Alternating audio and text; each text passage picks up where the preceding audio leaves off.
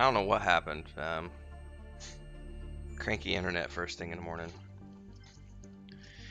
I reset the modem. We'll see. It did this to me yesterday morning too, but then after I reset the modem, I was okay. So theoretically, we'll be fine.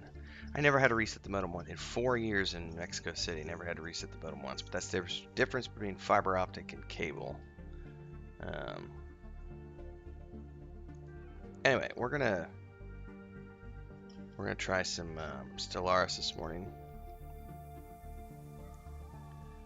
I was doing some Candy Crush while I was waiting for the internet to reboot. Bedhead, Bedbeard. I got nowhere to put that. Let's just put it down right here. I still have guests over. I think they're heading out in a bit, but my niece and sister-in-law stayed the night last night again.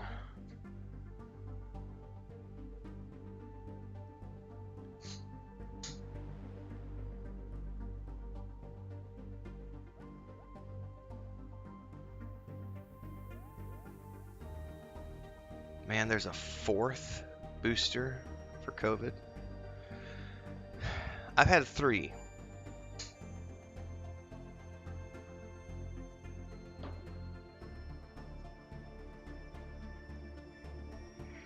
If I was living in the city, I would say yeah, I would go get it. But since I'm living in the countryside now, I'm not going to worry about it for the moment.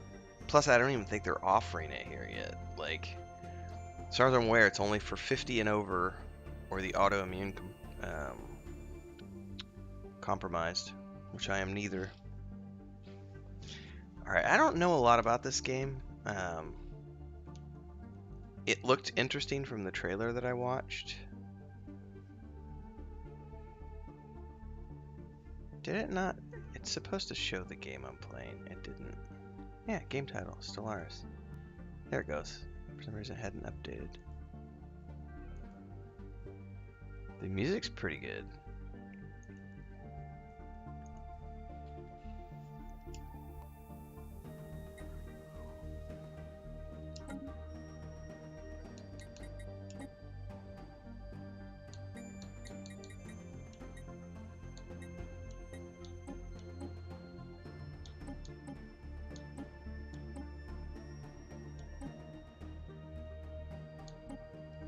I like as many saves as possible, please.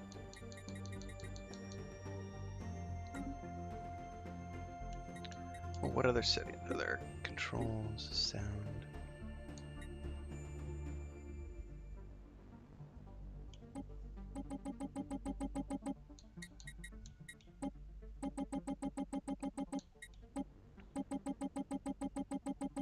It's got voice chat. Let's turn that off. Mute my microphone, yes.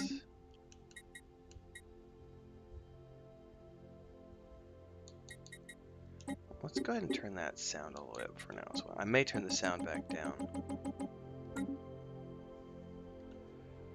Should be okay for the stream. But it's just for me. I like my voices higher, my sound effects and voice lower, so we'll see how those pans out.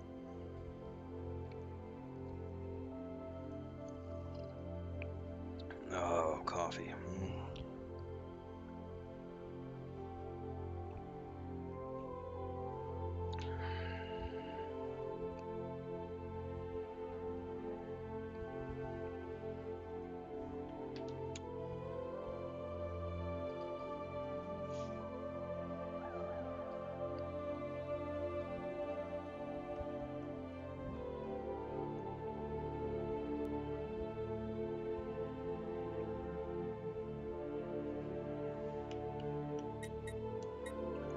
New game. Ooh, I get to select an empire. United Nations of Earth.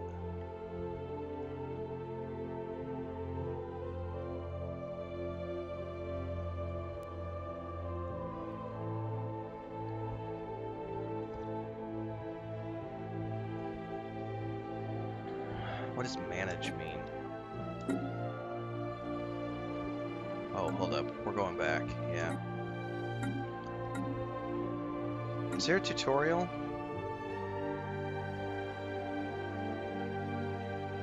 Does not appear to be a tutorial right out of the gate anyway. So... Commonwealth of Man. To Lost Colony. Alright. The civilization originated as a lost and forgotten colony separated from its homeworld long ago. The struggling colonists endured many hardships before they were able to build a necessary technological industrial base that would allow for return to space.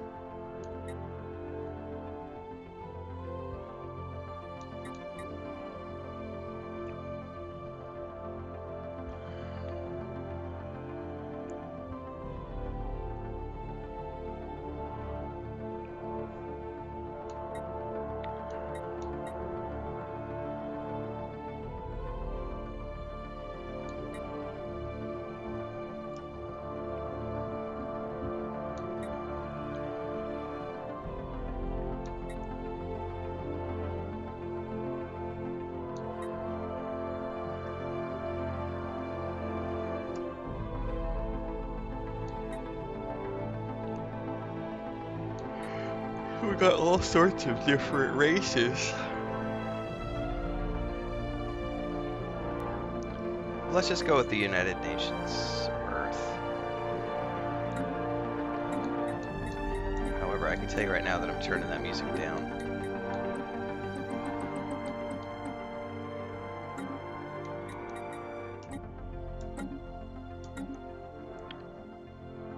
I don't know what any of this stuff means. Galaxy size, medium, shape, AI empires will populate the galaxy.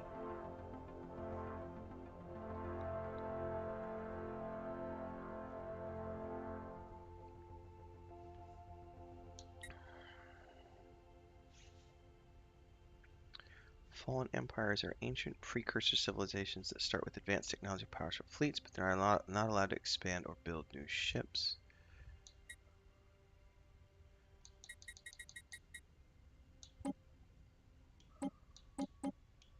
Oh no, I want the absolute easiest difficulty at all.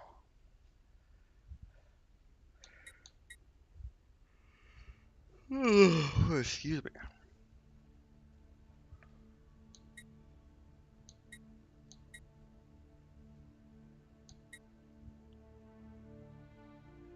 Abandoned gateways. Like, I don't know what any of this stuff means yet, so this is really interesting.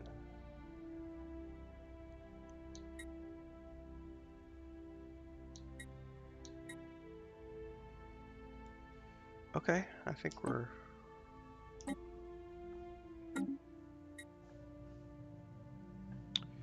Much has happened since modern humans first emerged in Africa some 200,000 years ago. Our kind spread rapidly across most of the globe, and soon the first civilizations took form. Scientific progress has been swift, though not without cost.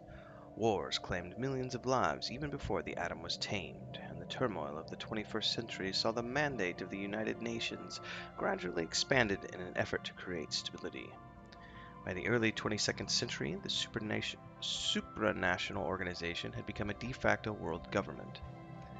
Though some still resent the power wielded by the UN, as evidenced during the Mauritanian police action of '88, few can deny the technological breakthroughs that have come out of its sponsored research programs. With the recent completion of its first true starships, mankind is about to embark on a new era of space exploration.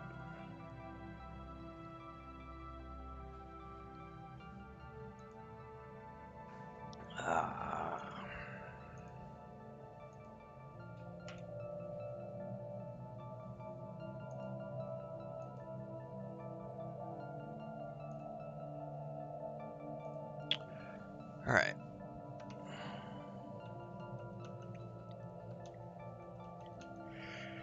Good day, Madam President. I am Veer, a prototype synthetic intelligence. My job is to offer advice and assistance as we seek our destiny among the stars. Oh, I want full tutorial, please. An excellent decision. You will have my full support. Researching new technologies will be critical to our success. I tell you this not merely as a product of unfettered technological progress, but as your trusted advisor and I suspect, your only true friend. Tutorial research technology. We need to select technologies to research. Press down to access the alerts menu. Select that, or that using A.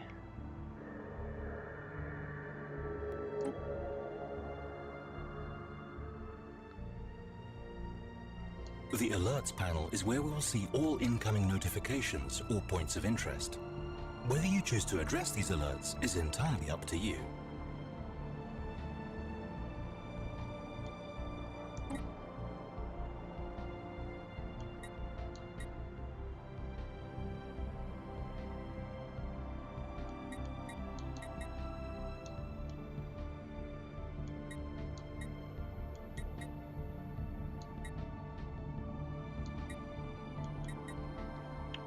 Oh man. Alright, let's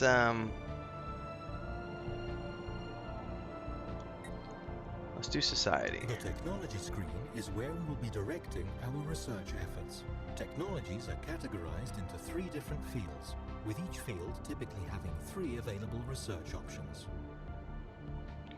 We can research technologies without assigning a scientist, but this will take significantly longer and is not recommended. Select research to begin researching a new technology.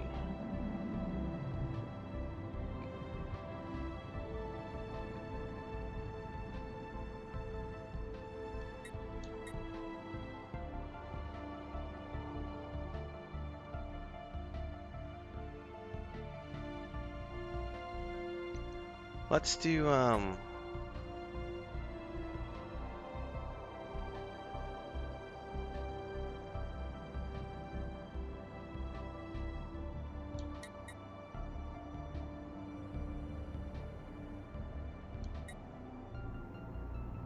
plus 20 sounds pretty good. Plus 20% of food.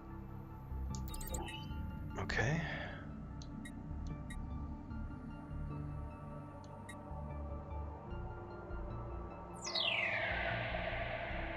Oh, I'm in the physics panel now. Okay.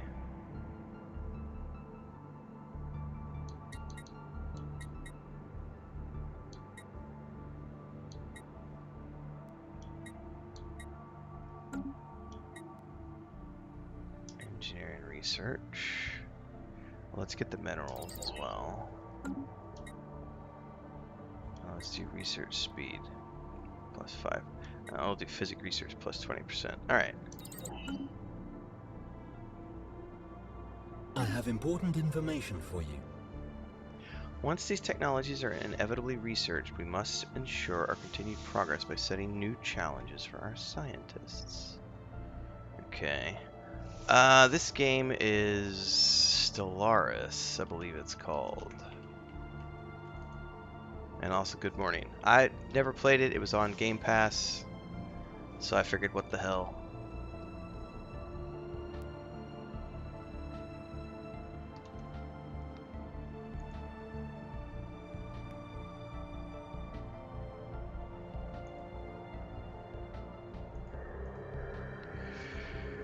Okay. Here is something that you perhaps didn't know. Before we begin and explore the galaxy, we must first unpause the game. We need to change the gameplay mode by toggling Y between pause and play at any time. Press Y. Okay. You can toggle between pause and play at any time during the game. Holding down the button will change game speeds.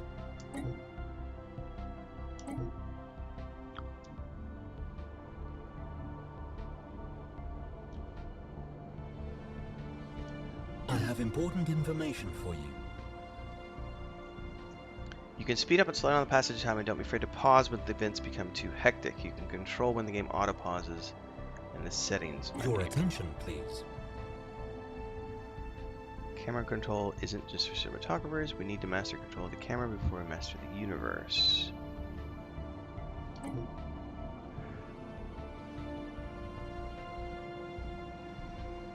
Press and hold RT, LT.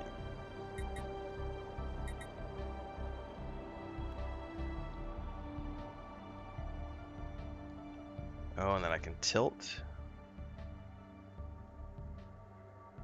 Japan.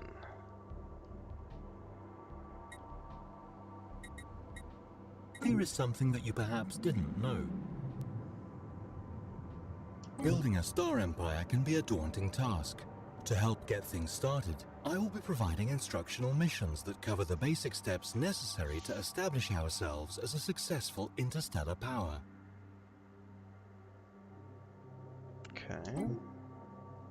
To overcome the vast distances that separate star systems, our scientists have developed the hyperdrive. This device permits travel at speeds far exceeding that of light between systems connected by hyperlanes.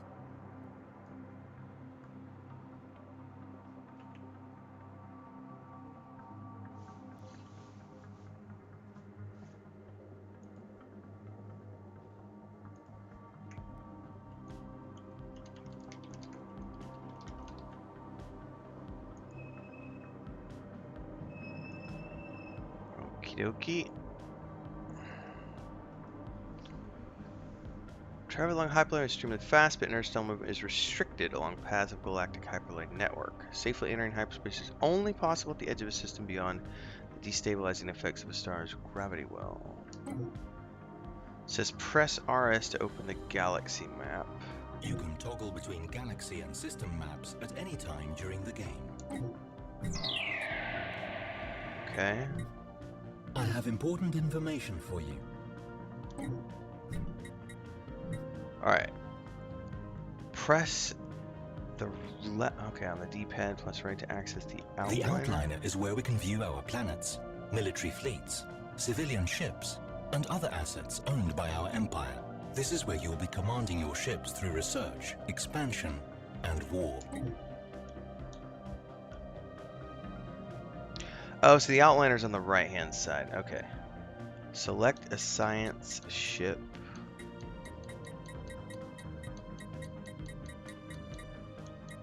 The UNS Einstein.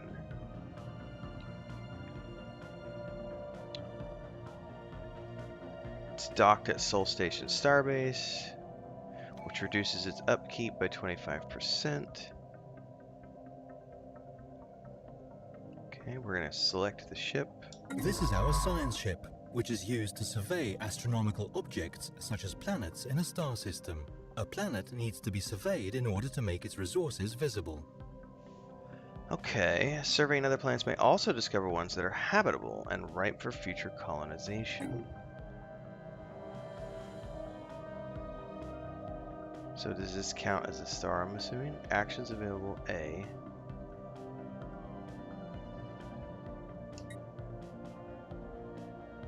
Select survey system. The science ship will now journey to the star system for all orbits within. You can follow its progress in the RS system view.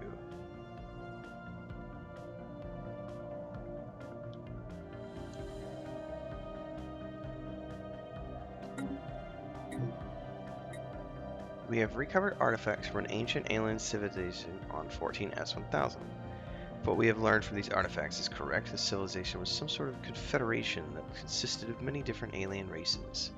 They called themselves the First League. They appeared to have coexisted in relative peace some 2 million years ago. Ooh, this begins a quest, it looks like. Though the Wexelia system lies in the region of space that seems to be made up of the core of their territory, a partial map found among the artifacts indicates that this First League may have covered a significant portion of our galaxy before its eventual collapse. It says UNS begins the Precursors First League events chain. Situation log updated.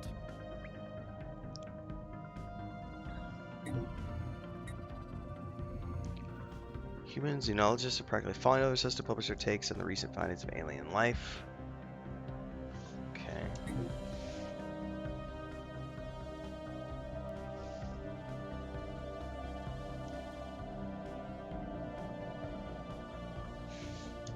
So then we can pause, we can unpause, change the speed back.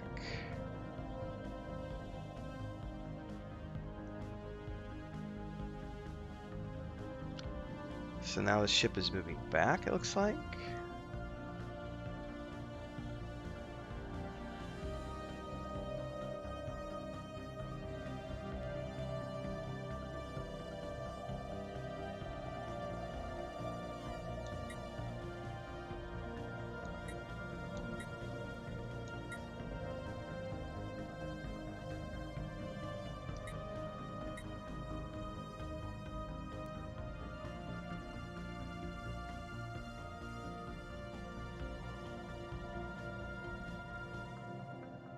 Oh, it's still doing something. Okay.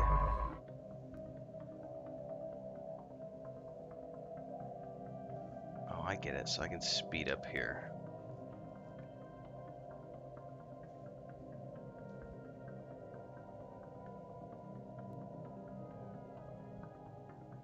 So it's got different orders, and so it does them in... Okay, I see what it's doing.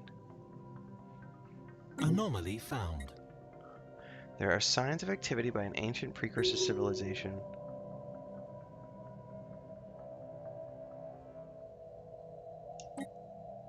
On this inhospitable rock. Let's research it.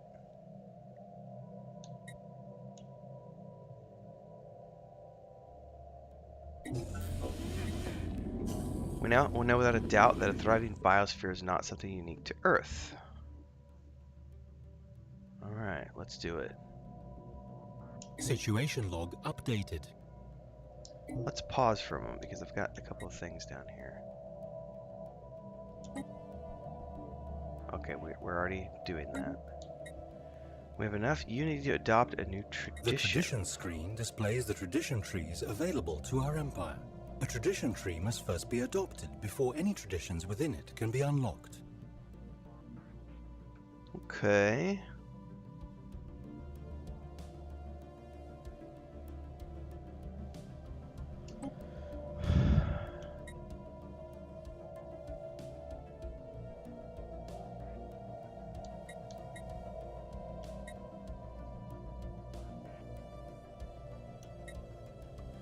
Can we do more than one?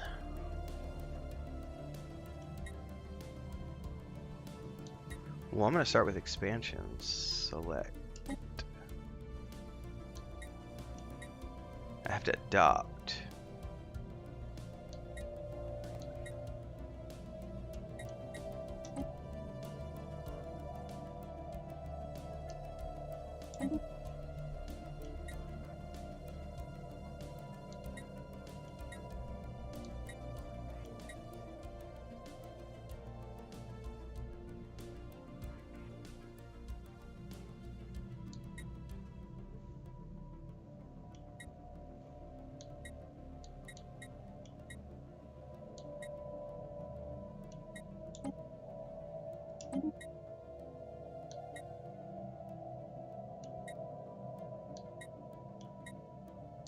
Okay.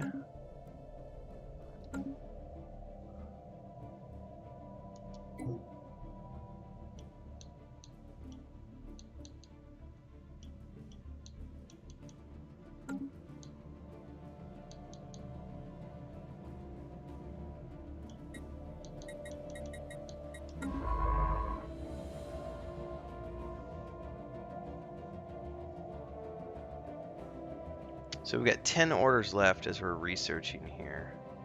This is actually taking quite a bit longer.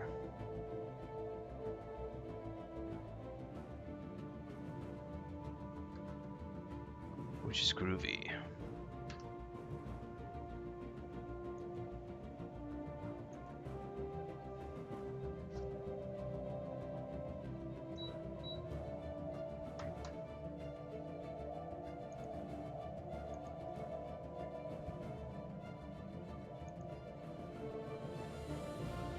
Wonder if I have time to get more coffee. It should pause if something crops up, right?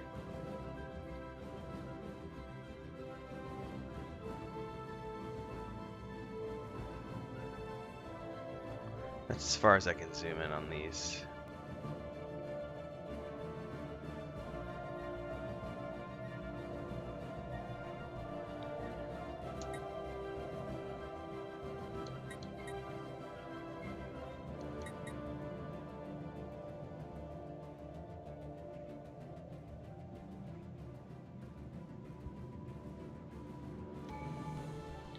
Oh, let's pause. It just gave me something.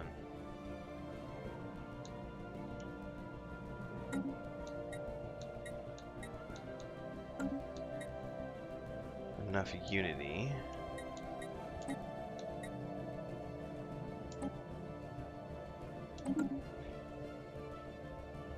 The Policies tab covers government policies, which have wide-ranging effects on how our empire is run. Oh, interesting. There are often a few possible stances to take for any given policy, though we may be limited by technology as well as our ethos. Oh.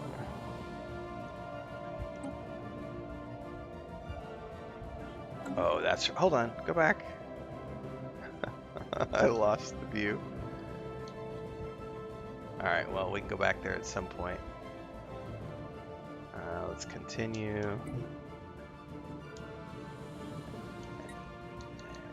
want to go back up to the science ship.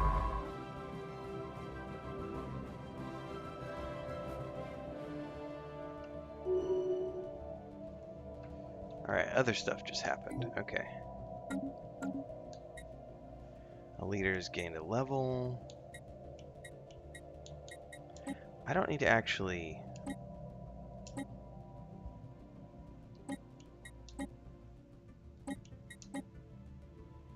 So this is just automatic stuff that happens. Okay.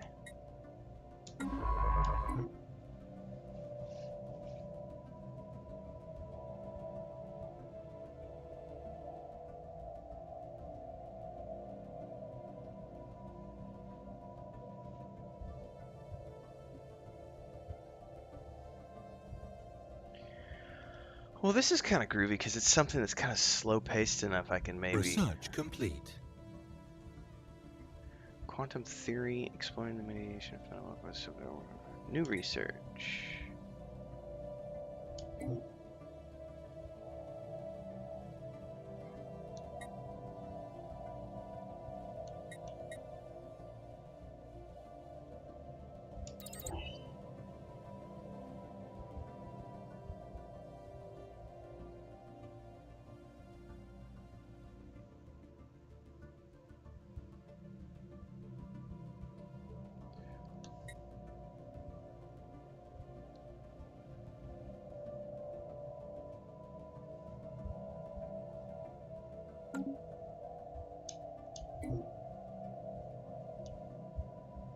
The resource panel is where we can view our monthly income from energy credits, minerals, and Unity. Physics, society, and engineering are used to research new technologies.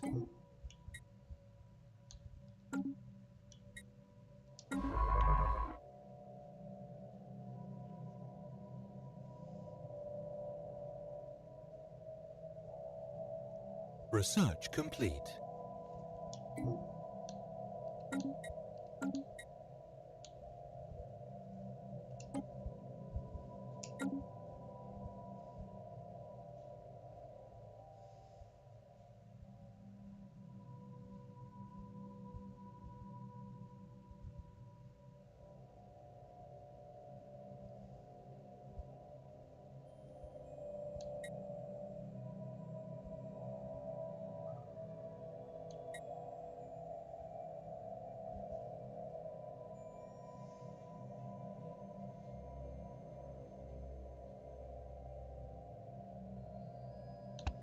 I think I'll check the hydroponics farming.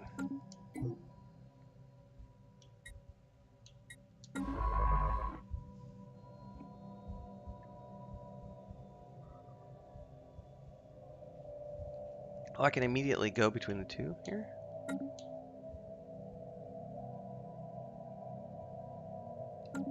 The Empire Management menu will help you manage our empire as you grow. Each menu provides information on specific aspects of our empire, giving you options for actions and improvements. Okay. Situation log. The situation log displays a list of all currently available special projects, archaeology sites, and various other points of interest. New items will likely appear as we begin exploring the galaxy. Oh, that's cool. Oh, so this allows me to, Research complete.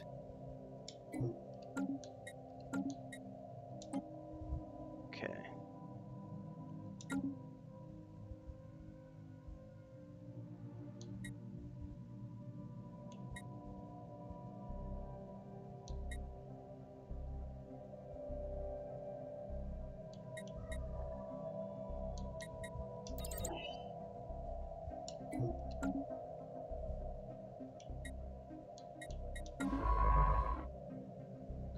Alright, I'm gonna go get coffee and hopefully nothing crazy happens while I get another cup.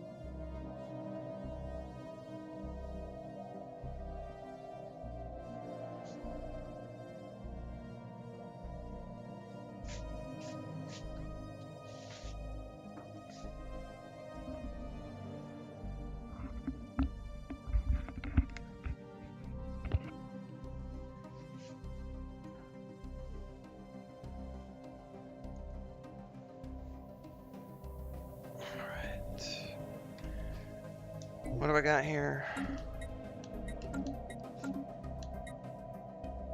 New tradition.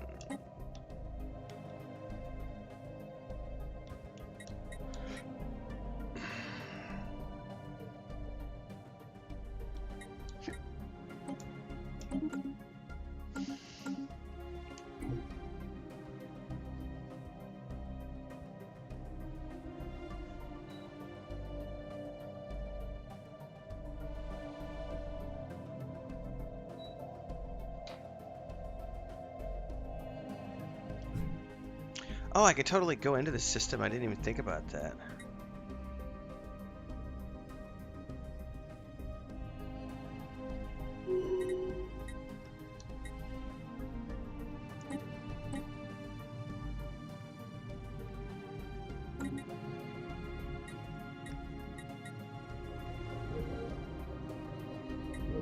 So that's my science ship.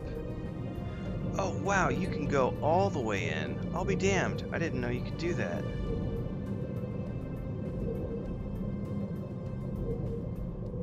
Alright, that's kind of cool. Not gonna lie. Study that planet. That's as far in as we can go. Alright, that's kind of cool.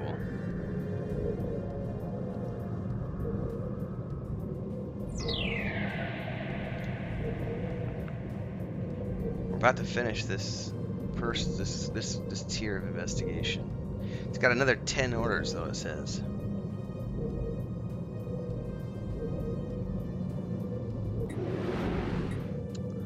A surface scan has identified the remnants of an ancient installation on the planet's surface. Most of the facilities wiped out in a massive explosion 2 million years ago, but a few outlying buildings more or less survived the blast. All evidence recovered so far points to this having been some sort of research base built by the First League. This issues a special project called Research Base. Situation log updated. Oh, did it just leave?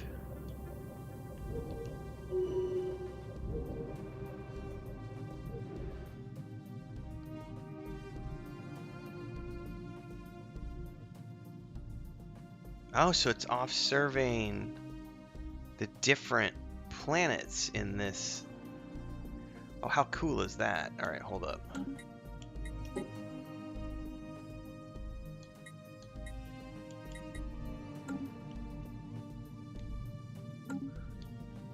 So that's really cool. So you can sit here and watch it as it goes planet to planet.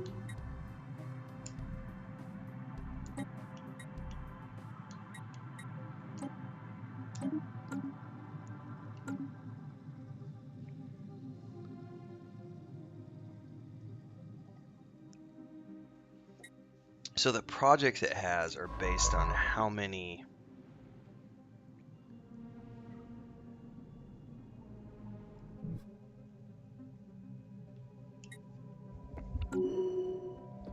the campaign to elect a new president is underway. The result will be announced on 2210-0401. Okay. Well done. The first survey of a star system beyond our own has been completed. We now have access to planetary data that the astronomers on our homeworld could only dream of a mere generation ago. Well, aren't we special? What's up, Durant?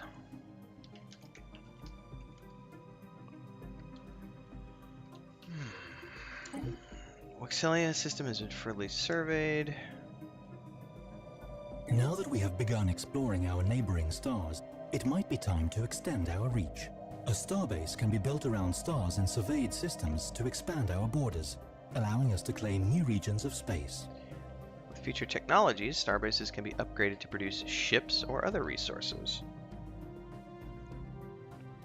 For now, their main benefit lies in expanding our borders. When we have claimed a system with a starbase, we can build research and mining stations to exploit its resources or colonize any habitable worlds. Habitable? Habitable? It's habitable. I butchered that pronunciation. Alright. Press. Okay, a new ruler has been elected.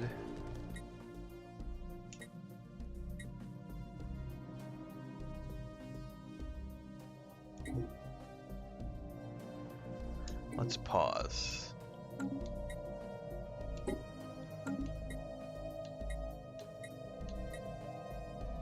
Where would I get more information about it? Society, people? The Leaders tab lets us hire, dismiss, and assign idle governors, scientists, admirals, and generals.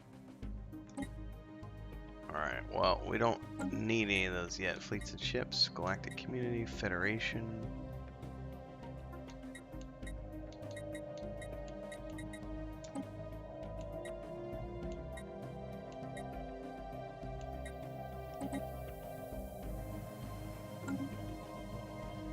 Alright, well, we're not being prompted to do any of that at the moment, so let's just, it says press here to expand and select the construction ship from the galaxy map. This is our construction ship, which is used to construct space stations. When an astronomical object, such as a planet, has been surveyed, we can order this ship to build a research station or a mining station to exploit any resources it may have. These ships are also used to build starbases. Okay. Now we need to move it here. Then select Build Starbase. So that costs resources, which we have plenty of. Now we can unpause.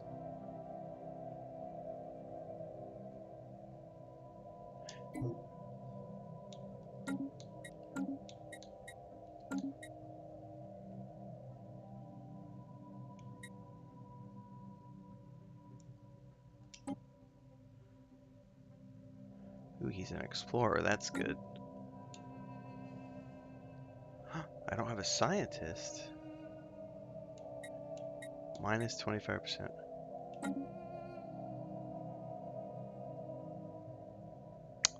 These people are already busy. Oh, it's because I robbed her to... She's commanding the Einstein. Well, we don't need that at the moment. Recruit.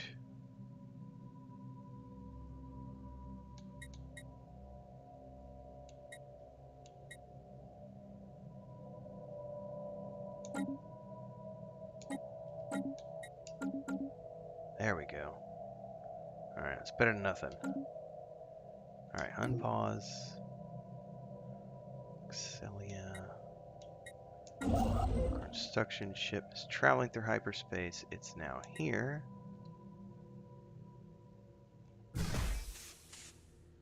Where is it building?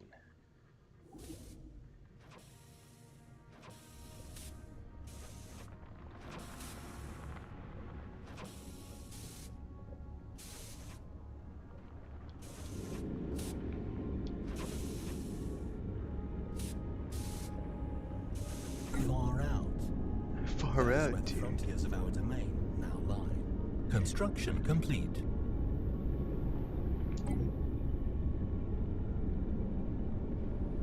The resources generated by our homeworld will only take us so far. Luckily, our science ship has just found a resource deposit on another world. The time has come to use our construction ship to build a mining station. Mining stations can be built within our borders and automatically collect minerals and strategic resources. Keep in mind that they have an energy credit maintenance cost.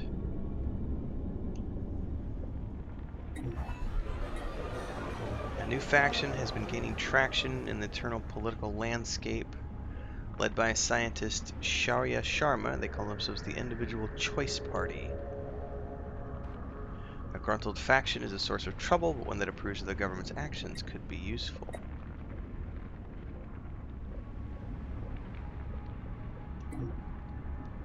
So this is my... Research complete. Alright. Pause.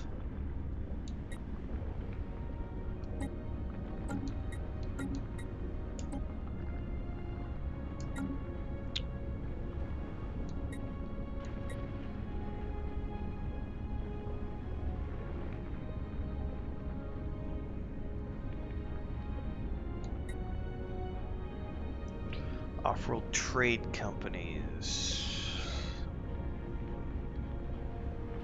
Society research. I might want to take the ground defense planning from now, just because I haven't done any sort of naval stuff yet.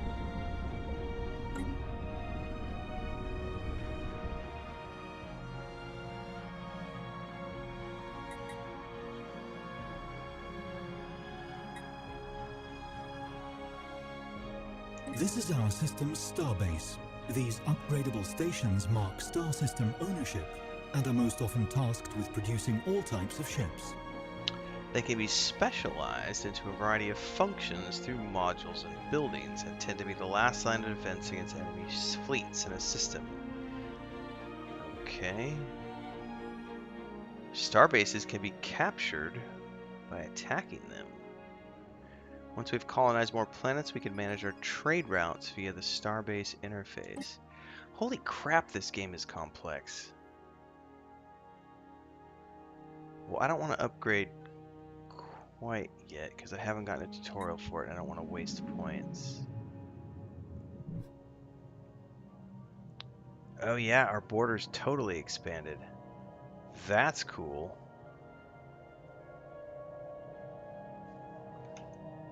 Oh, very groovy.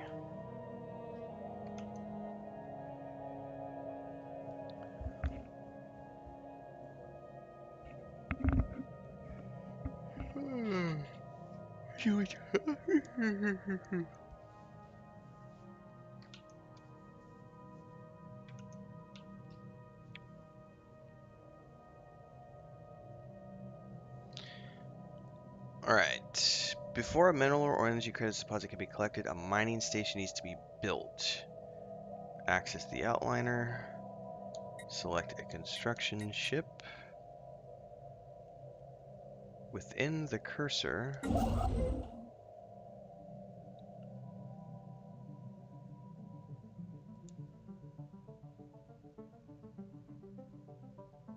oh, hold on. Let's go in.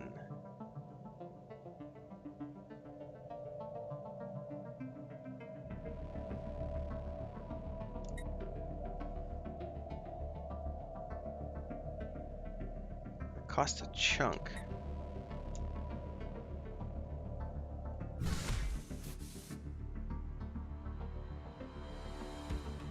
So it's gonna build various mining. Look at the route there. It's basically gonna build various. All right, let's unpause. So it's gonna move to those locations and automatically.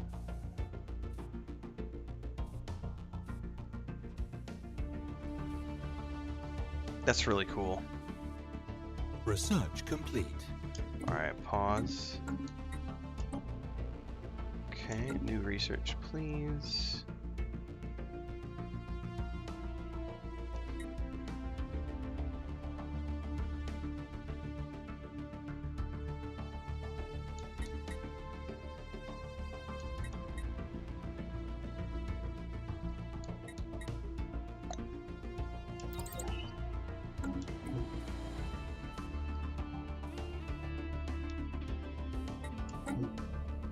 Very good.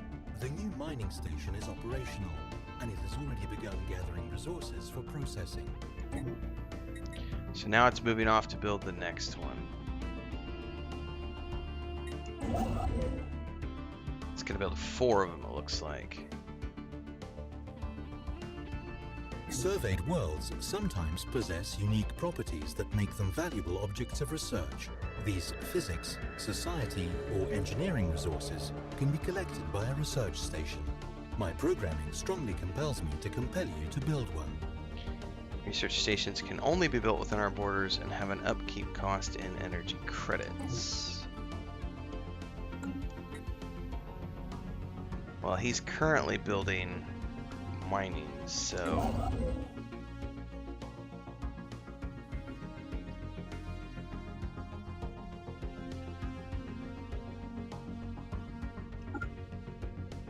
Oh crap. No, back! I interrupted him. Research complete.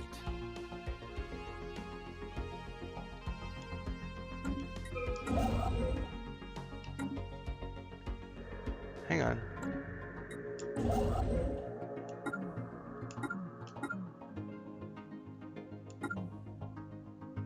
Oh, it's not going to let me because I accidentally canceled it. That's lame. Alright. How do I...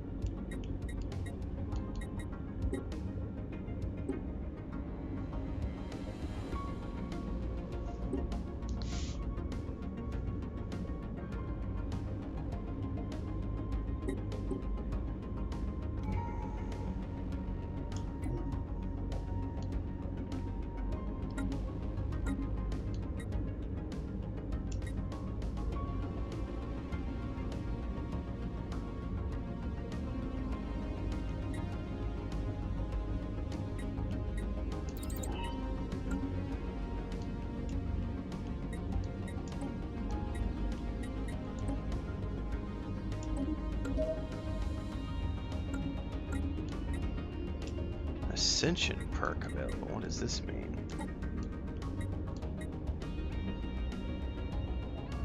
Oh, how much we need to collect to complete a tradition tree? The Ascension perks list shows the Ascension perks that we can potentially unlock. Some Ascension perks may have special requirements, like technologies, or having a certain number of already unlocked Ascension perk slots. Okay.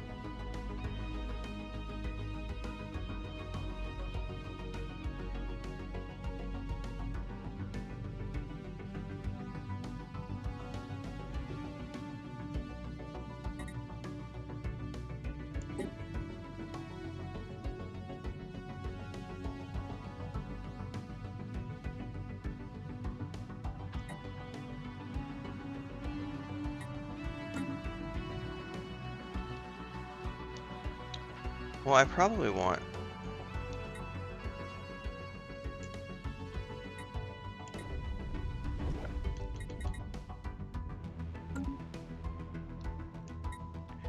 Alright, I may have... Alright, so let's select the construction.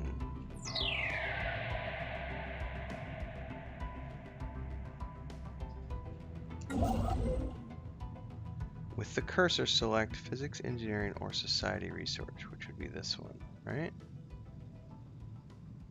order. Build mining station. It's not giving me the option to do...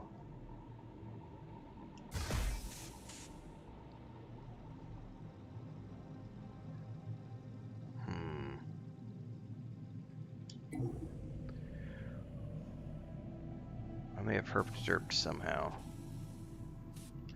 Unless I have to go out. Let's let it finish.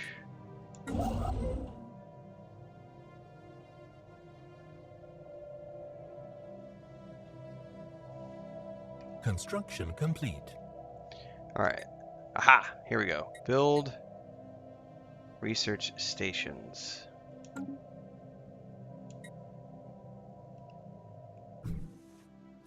So now it's going to automatically go do that. Okay. And I need to redo the mining stations one because...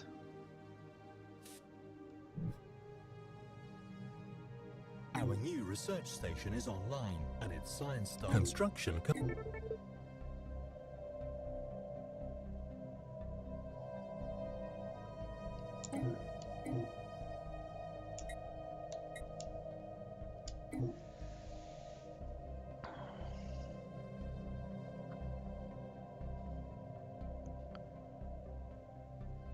Alright, so it's going to run around now and finish building the mining stations that I interrupted it doing earlier.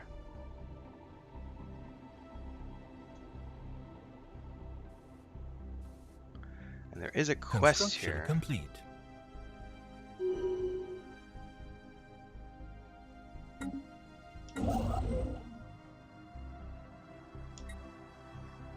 Enter orbit.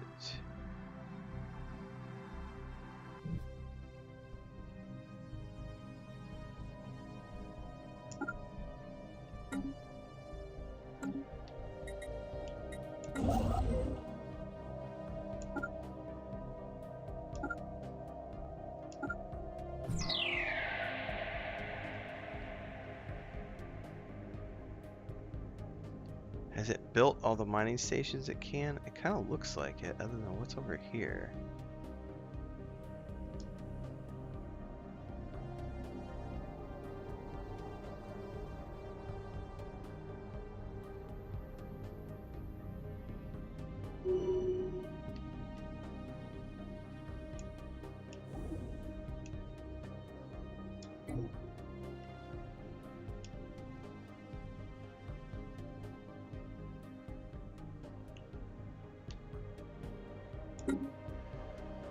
Okay, so Waxelia 3, it needs a scientist present and a science ship in orbit.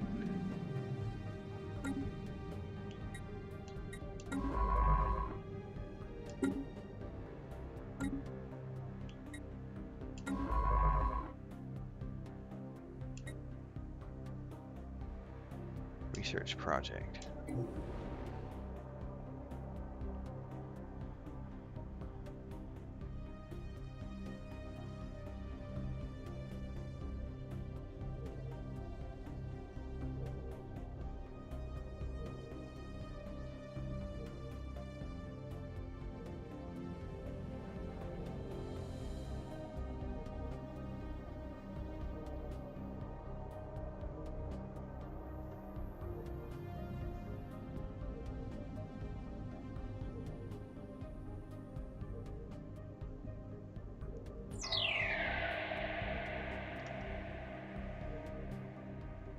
Special project complete.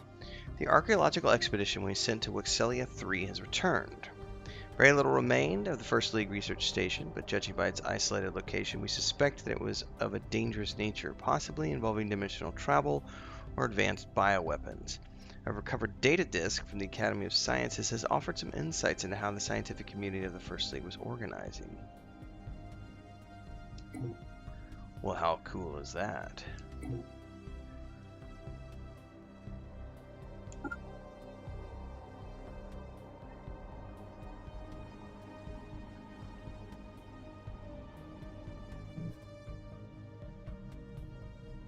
So now, if I'm not mistaken, the next thing we can do is we can expand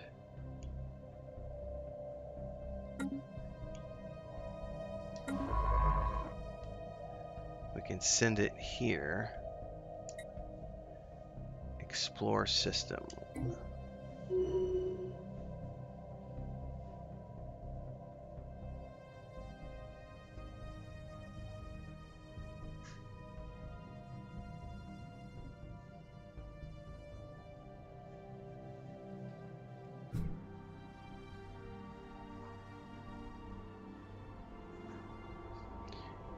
Is there a way to resize the UI?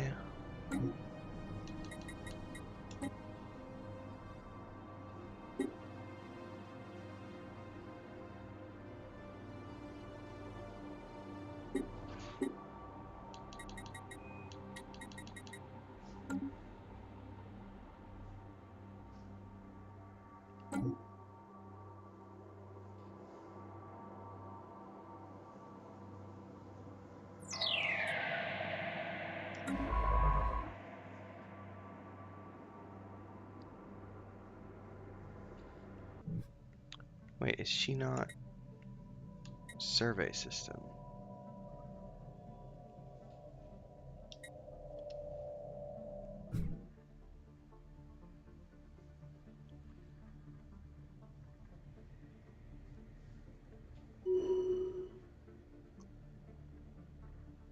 Anomaly found. A feel for steel. Let's research it.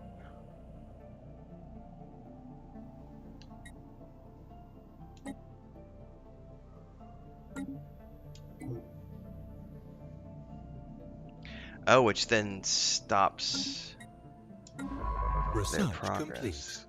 Okay.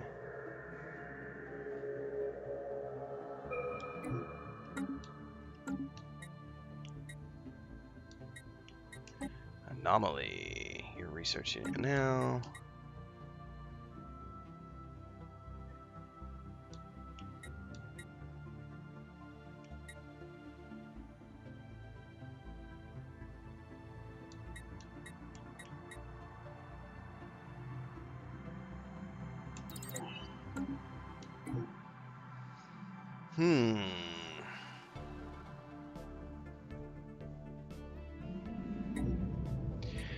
Thorough scans have revealed the cause of Sirius 2's odd metal composition. The planet is the crash site of dozens of massive spaceships larger than anything we could have ever imagined. Construction dates back several million years. And I got some materials.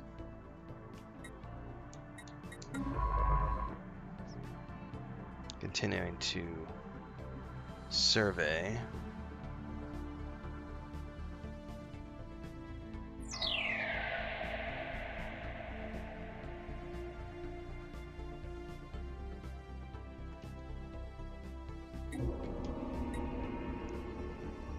We found something out of the ordinary. Earthquakes, volcanic eruptions.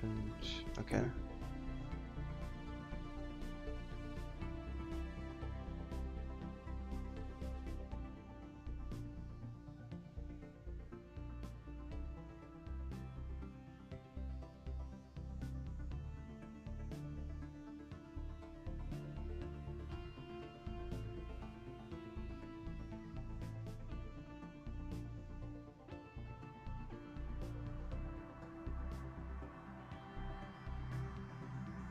System survey complete.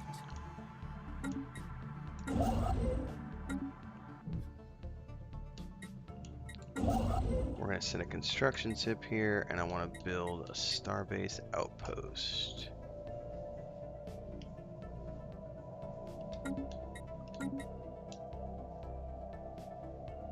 We've maxed out that. Let's do discovery.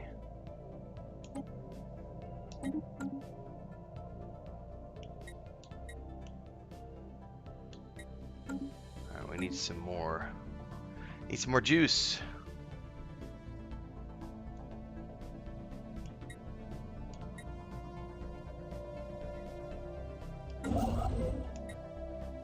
Research complete.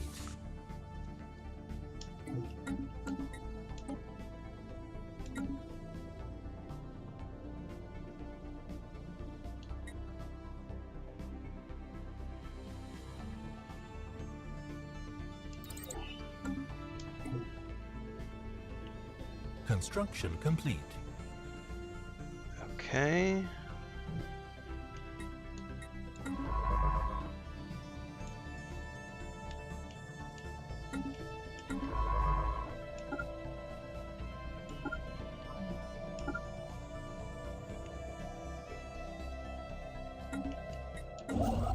Here we go. Build mining stations. Okay, it'll run around and do that now.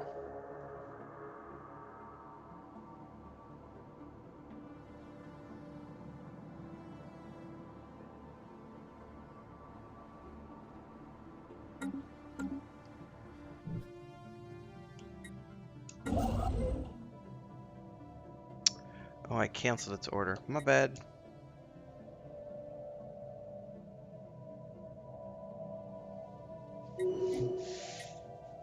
Alright.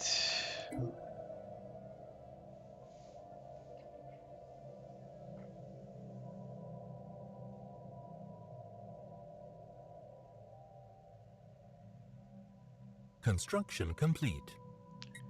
Alright, build a research station.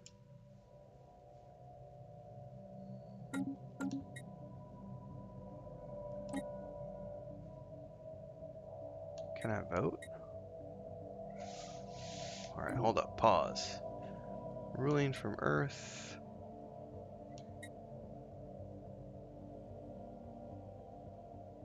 Orbital researcher.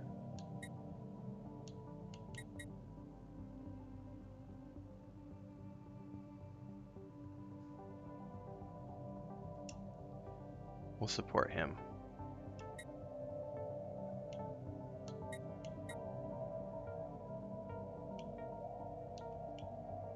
How many times can I support? Oh, cost is influence. Aha! And each time the cost goes up.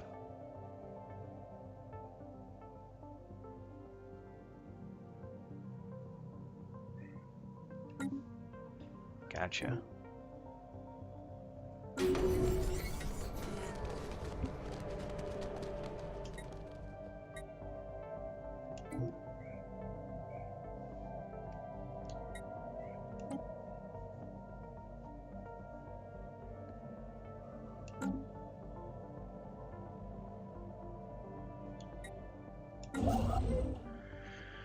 Just building a research station here.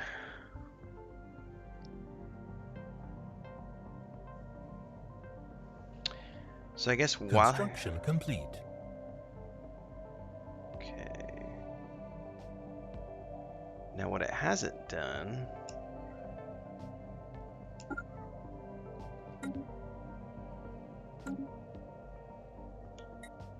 Research complete. Well, that's not what I meant to do, but okay.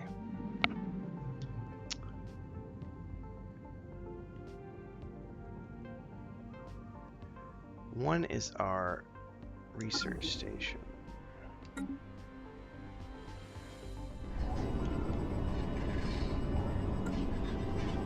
A research station built in orbit of a planetary body will gather its physics, engineering, and society research data. Okay.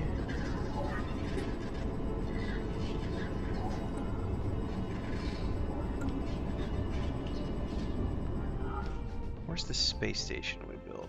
Aha.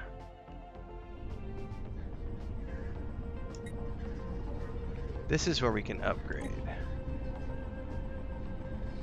We're going to upgrade it from a station to a starport.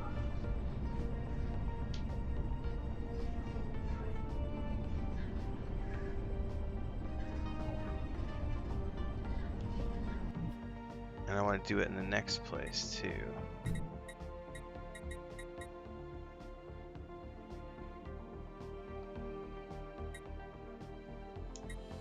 Upgrade.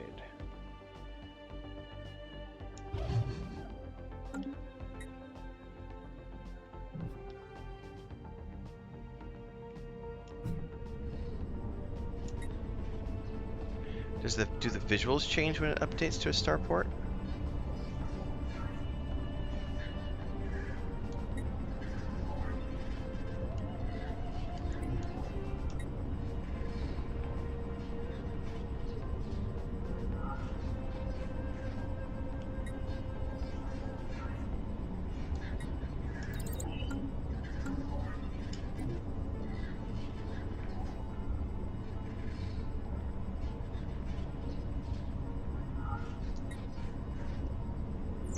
Construction complete. So it still looks the same.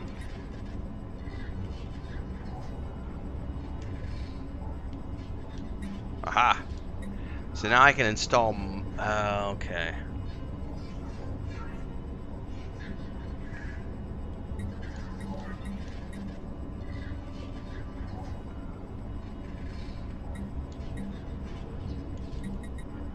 Construction complete.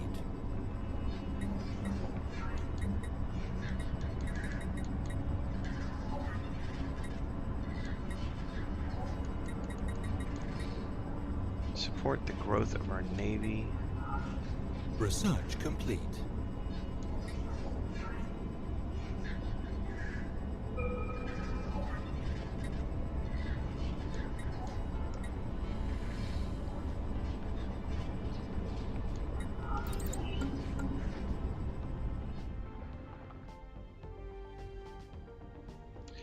Alright, well, let's go ahead and call this pause for a moment. Oh, it has 2 arms now? I didn't notice that. Let me go back to that.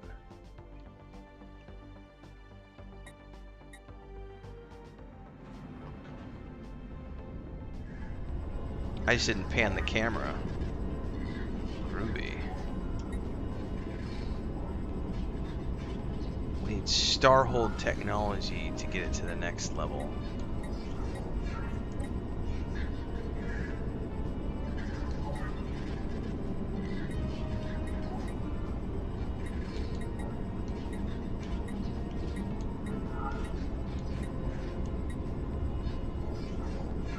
What the hell? Let's build a shipyard.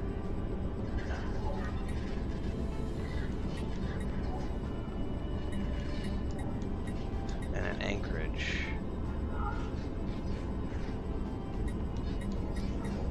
And also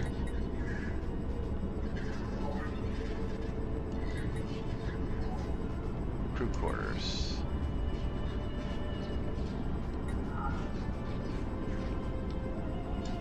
Alright, I'm going to unpause it and go grab a coffee. Well, I'm going to see if there's any coffee left because I drank most of it. I don't know if Chris made more. Erg! Also, good morning, Ergmar. Oh, trade hubs first? Well, I'll do it on the next one.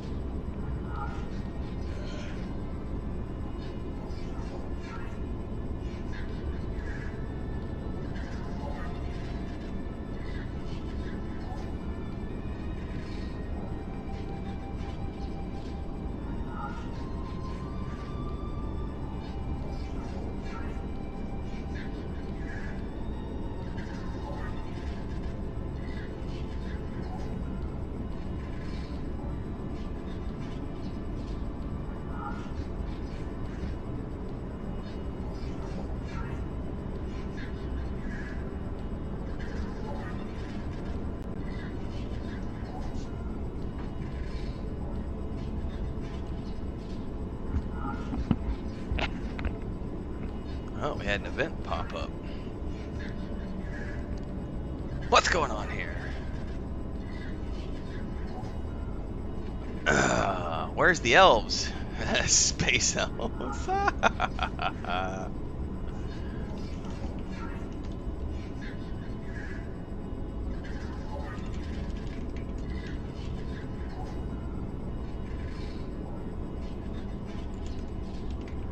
Morning, Brian. Old Man Winter holds on to his last vestiges. I wish there was a chill in the air where I live, Belnoth. There is no chill here. It was like 97 yesterday? Yeah, 97 Fahrenheit. 36 Celsius. It's going to be the same again today and every day for like the next 8 days, it looks like. No rain on the horizon. Old Man Winter is a long way distant from here.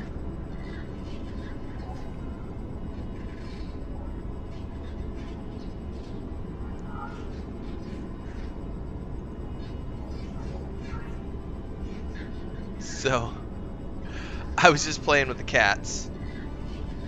I got the male kitten finally playing with me a little bit. He's still very nervous, but it's been 2 days of like, I don't let him eat by himself. I pick him up and put him in my lap and feed him and like give him portions. And I got him playing with me this morning for the first time, but his mom decided that she wanted to play. The kittens they're not using their claws really. Mommy has never been trained, and I got scratched this morning.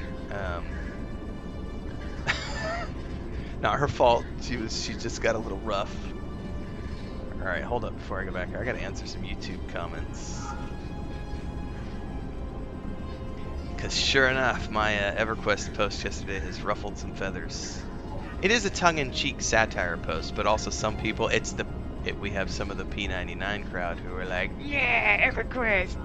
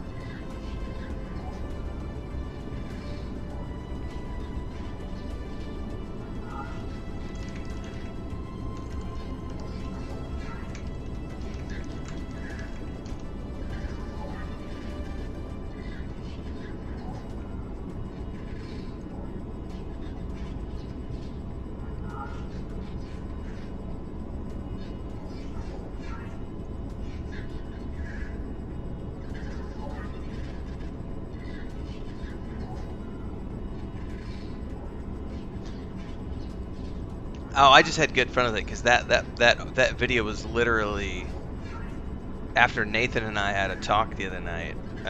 We were joking about, because here's the thing, I'm in the camp of as much as I loved. Let me back out of this menu because it sounds really obnoxiously loud to me.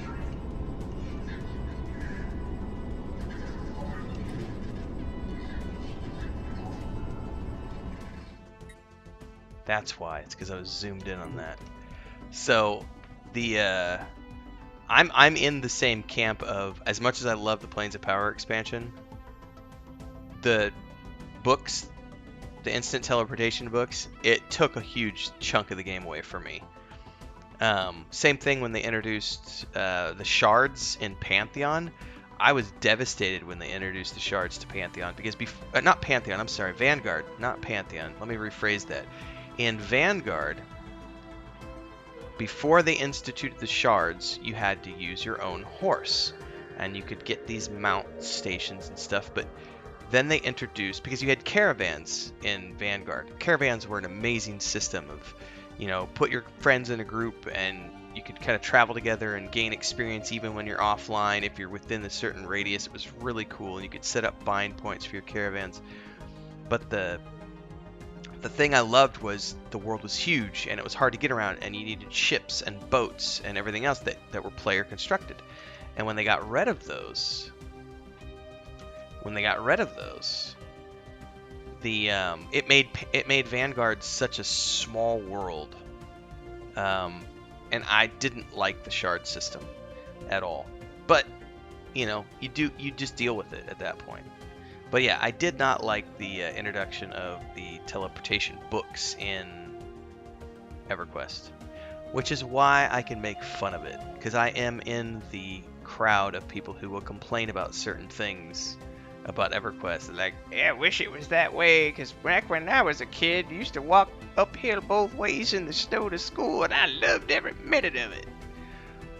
Which is, I thought it was a fun post to make, but apparently not everyone got the humor and satire in it, because I got a couple of messages on Discord yesterday, like within an hour after that video going off, of people saying, I feel like I was personally attacked because I told you in the... And I'm like, no. And it wasn't just one person. I had a handful of people contact me yesterday. I was like, no, don't feel offended. It was a satire. The whole angry bearded white dude series of videos, if you've watched any of the other ones, it's mostly me just joking about topics. It's a character, you know. However, towing the line between obvious satire and subtle satire is different. I don't know. I do not know if avatars still spawn in EQ2. I doubt it, because that was a GM thing, if I remember correctly. Alright, what did... Aragmar said something about trade... Let me scroll up. Trade something or other. Trade hubs first. So, I need to go over here to Sirius, because I upgraded this one. Trade hub. Can we build 2 trade hubs? And do we want to build...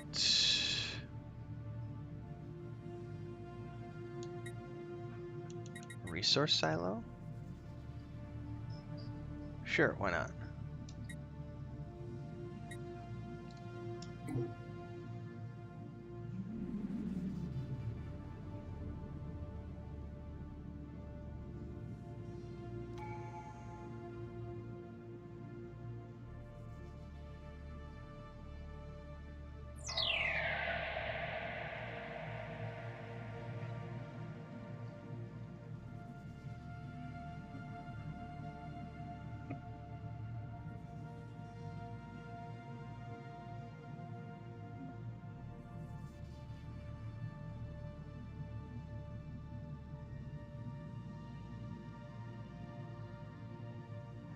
Research complete.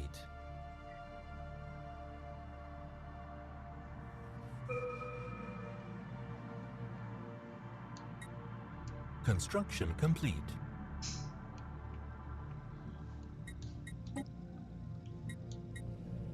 Alright, boldly go. Ooh. That's groovy.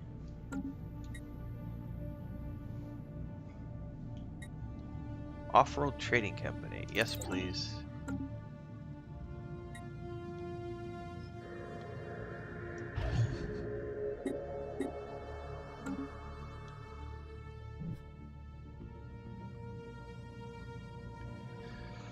Alright, so I'd say at this point we can probably send the Construction complete. science ship. There is no route for the selected fleet to reach that system. Ooh, why not?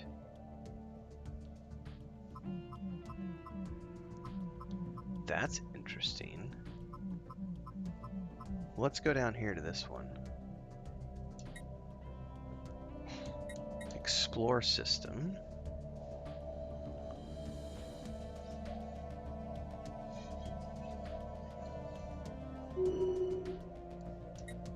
Survey system.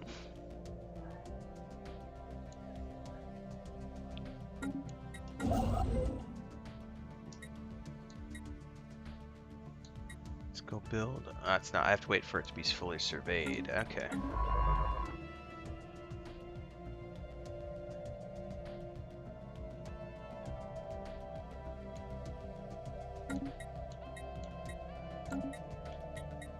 Consumer goods, monthly gain down.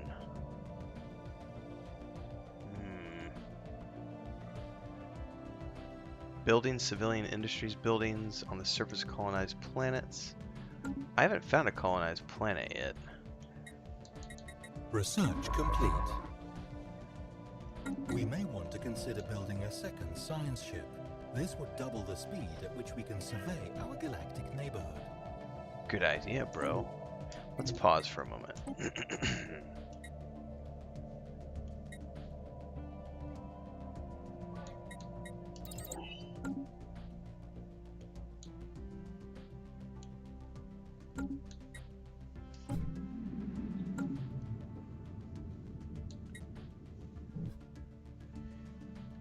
Okay, it says select ship from the outliner. I have 2 of them. Press RB. Does it matter which one I pick? Start with Sol Station. Select Science Ship.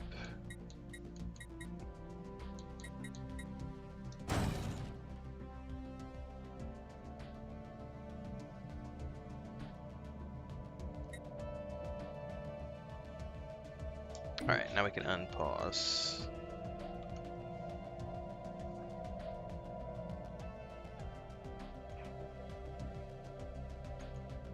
Double the science ships means double the fun. Oh, I haven't been this excited since we completed the last assignment. We have a brand new science ship, but no scientist has been assigned to command it. My programming insists that I should point out... Alright, select our new science ship.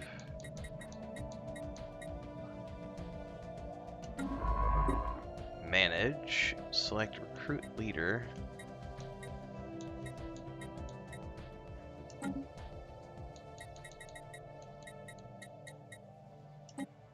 Recruit expertise. Who's the youngest?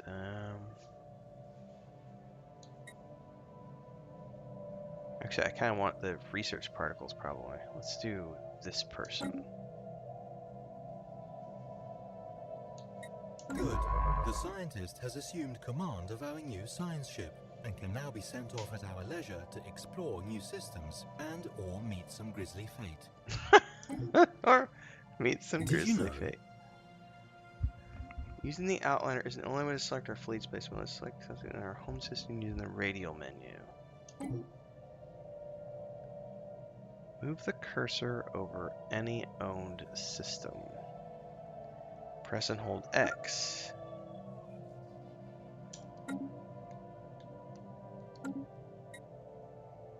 Aha. Research complete. Here is something that you perhaps didn't know. Radio menu? More like radio menu. Am I right? Did you know?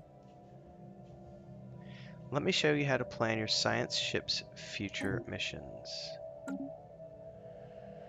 Alright, before we do this, let's check a few things. Oh, I need to pause because I don't want any accidents while I'm tabbed out.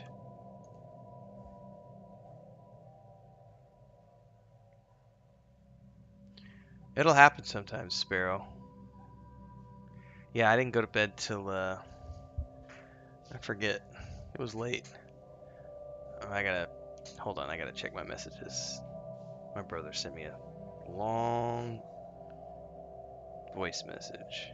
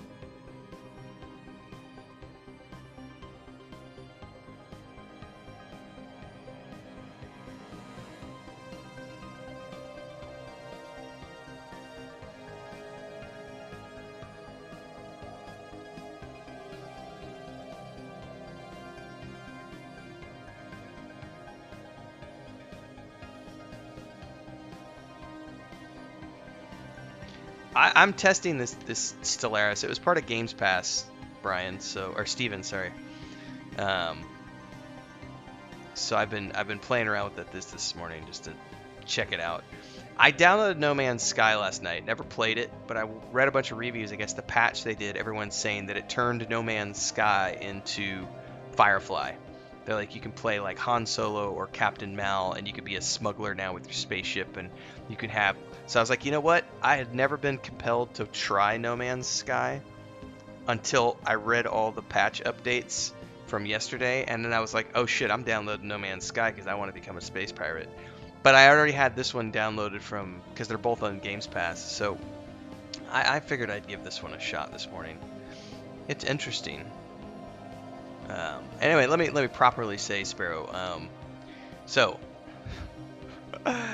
our my sister-in-law, Chris's sister, is here. She stayed the last couple of nights, and my niece, the niece that I grew up with and that I used to take to school and everything else, and it's been hot here the last couple of days, and Chris gets really cold at night, so she doesn't like to sleep. I just was sleeping in the office because I keep the AC running because it's really hot out there, and even at night it's still hot until like 2 or 3 in the morning. And we're not installing an air conditioner unit in the living room yet where our bed is. So we just sleep in here. But since we have guests over, basically last night the niece was like, "It's too hot in the living room to sleep. I'm gonna go sleep in the office with Tim." And I'm like, "Okay, whatever." I've got this this mattress thing. I have never met a worse like bed hog. I got kicked, elbowed, and shoved like 4 or 5 times last night to the point where I ended up on the concrete slab because my niece is a bed hog. Probably have a few bruises tomorrow. So I did not get much sleep last night. It was like every hour and a half I'd get woke up to like an elbow in the face or a knee in the ribs.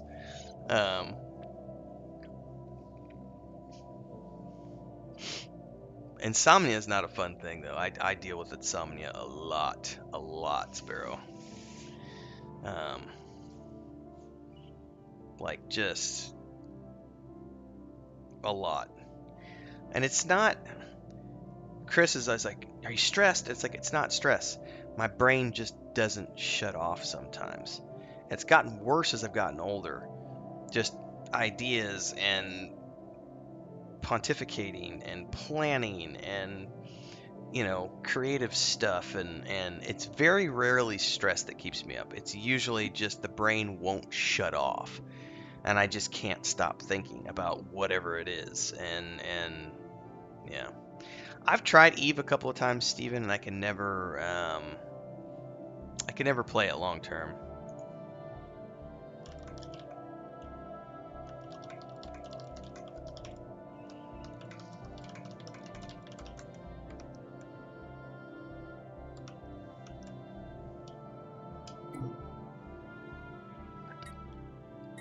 Alright, from the galaxy map, select a science ship.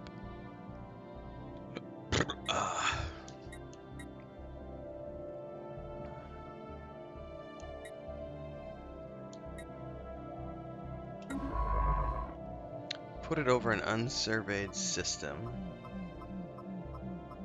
There's no route. Well, how do you unlock routes?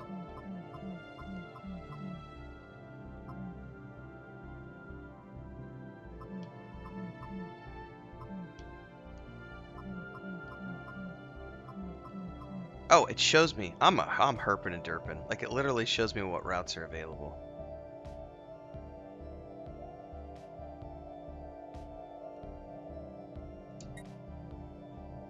Press X to chain order.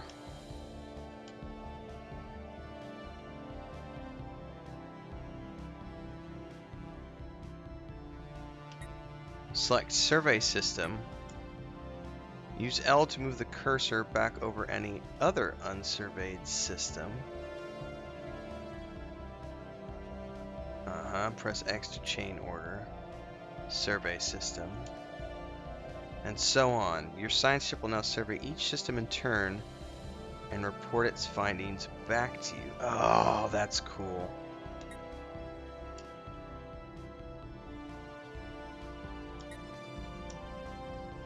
Oh, this is going to be like my USS Enterprise.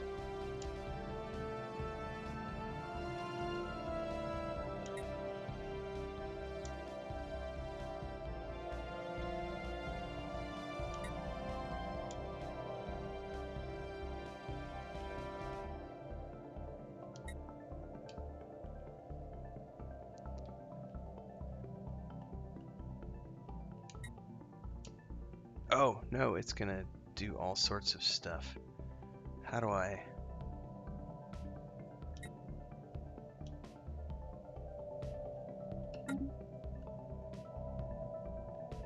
Hold up.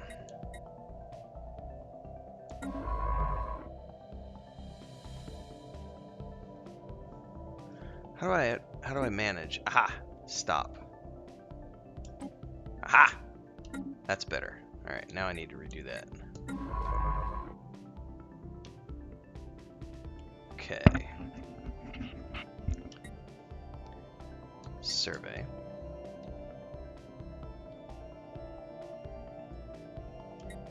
Survey.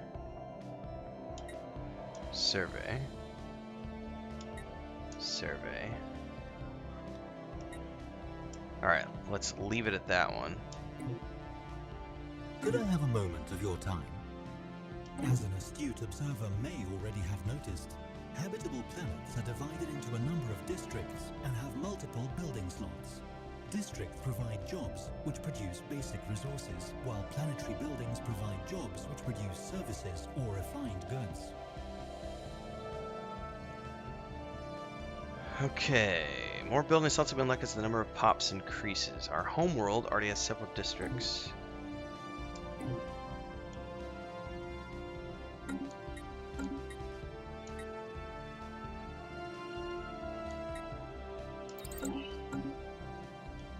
Our homeworld is Earth? This is our homeworld and the capital of our empire.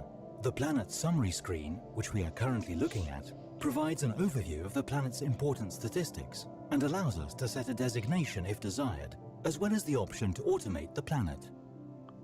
We can see the total number of districts, how many pops are living on it, how many food and other resources. We can also see the planet suffering low stability. Okay, so open a building slot. Alloy foundries. Okay.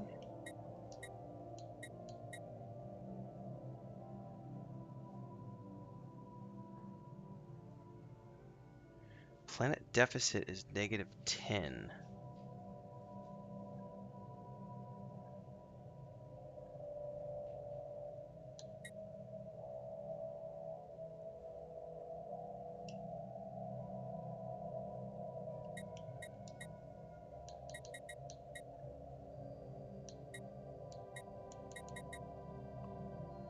That might get me to breaking even.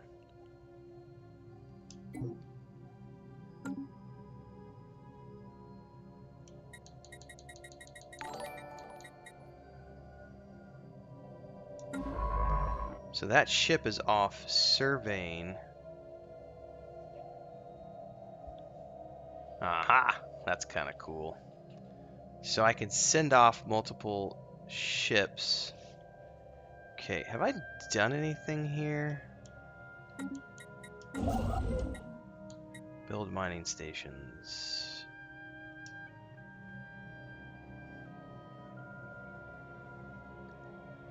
Because I can send those off exploring, and I can have the other one coming behind building mining stations and star posts, right?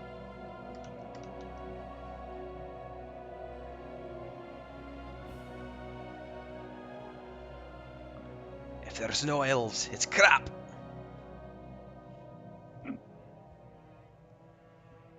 There might be elves. You know, this is going to be a funny... Excellent. Construction has been finished on our new planetary building, and it should now begin producing resources. Don't forget to make certain that the building is staffed by population. Check the population tab to Planetary make features on habitable planets are sometimes blocked, preventing their exploitation. Clearing a blocked feature takes time and costs minerals or energy credits, but the free space often makes it worthwhile. So I never thought, you know, I watched Star Trek for years before I realized that the Vulcans and the Romulans are just space elves. I don't know why it never clicked. It never clicked for me. They've got pointy ears and everything, and it never clicked or dawned on me that it's like high elves and dark elves or whatever you want to say, but it's space elves. And I'm like, how did I get till I was almost 40 years old before I realized that Star Trek has space elves? Like, I never put two and two together. It's like you can consider yourself an intelligent individual, you know, and be an intelligent individual and still miss entire components of things that are obvious to other people. All right, go back to my home world.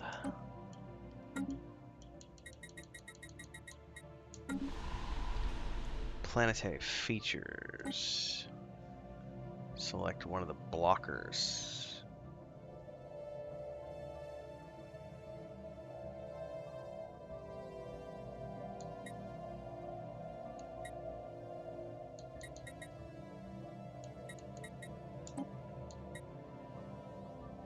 I mean, we might as well just clear them all, right?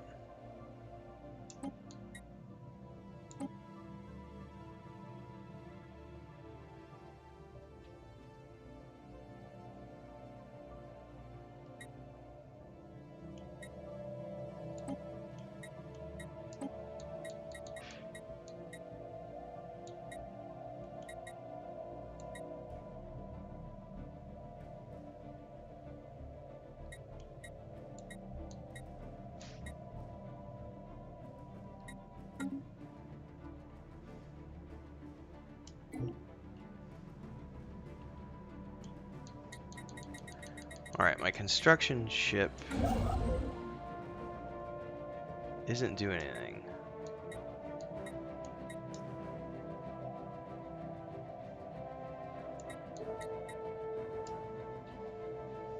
Anomaly found. Let's research it.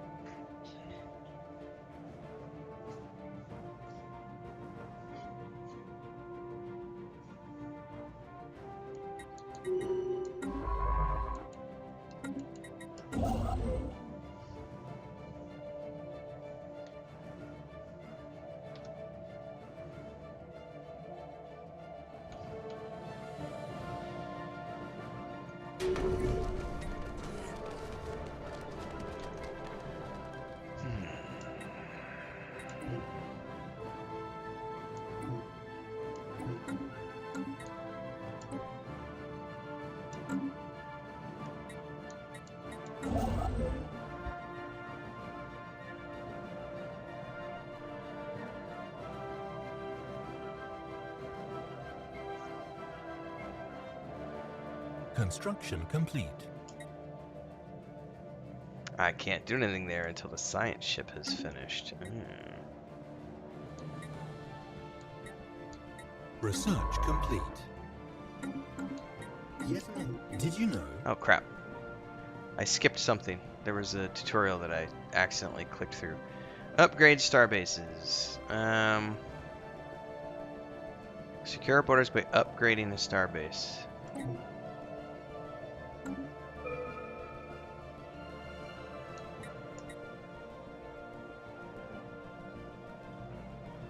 Hyperlane registrar.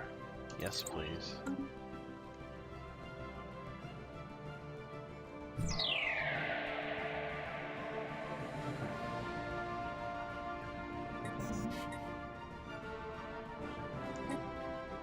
I want to upgrade this to a starbase.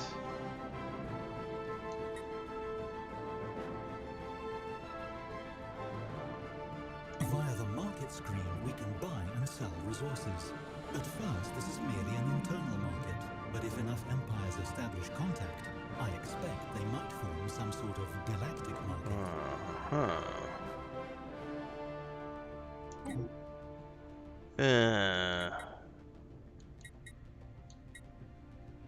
So I want to sell?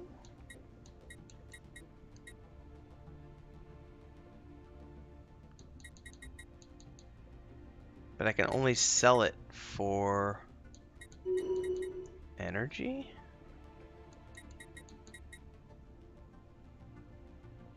I have tons of energy.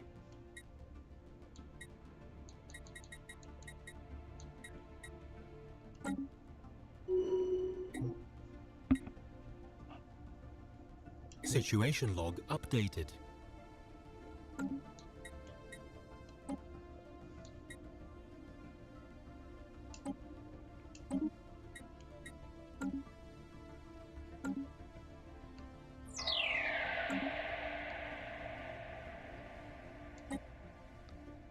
I have important information for you. Construction complete. Your attention, please.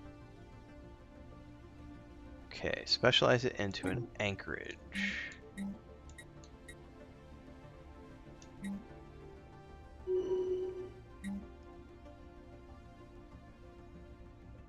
System survey complete.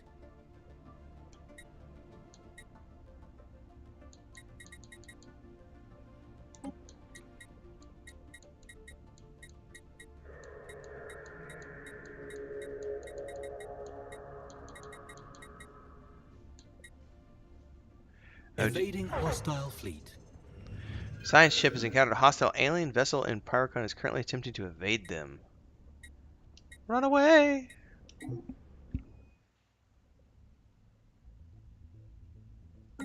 I have important information for you. Construction complete.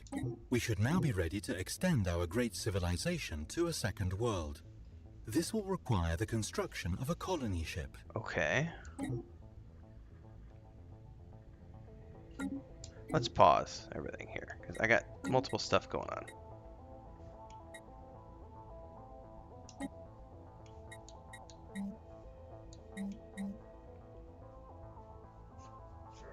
Shipyard.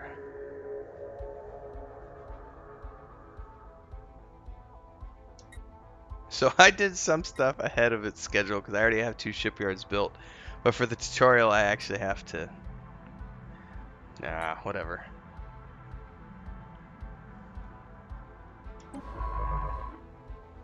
Evading hostiles, look at. Alright.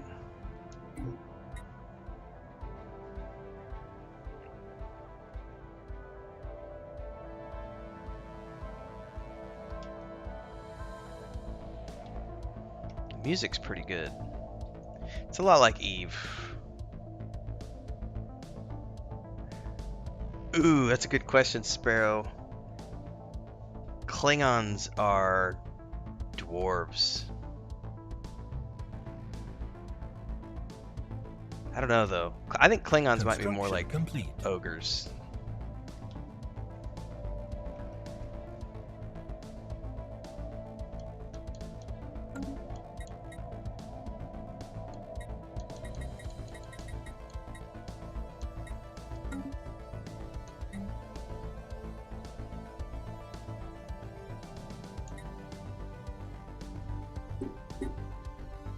Colony ship. Select our species.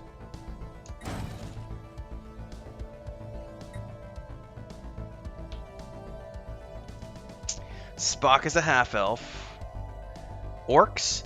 I actually think, yeah, I think Klingons are more like orcs than ogres. But like good orcs, not like bad orcs. You know, like in D&D you've got orcs as a playable race, you know, and they're not necessarily bad.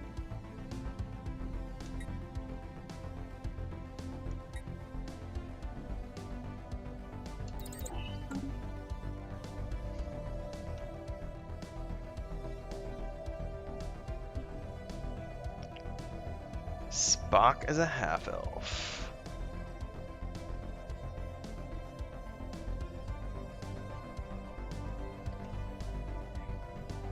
Alright, I need to pause and go listen to my brother's message. I'll be right back.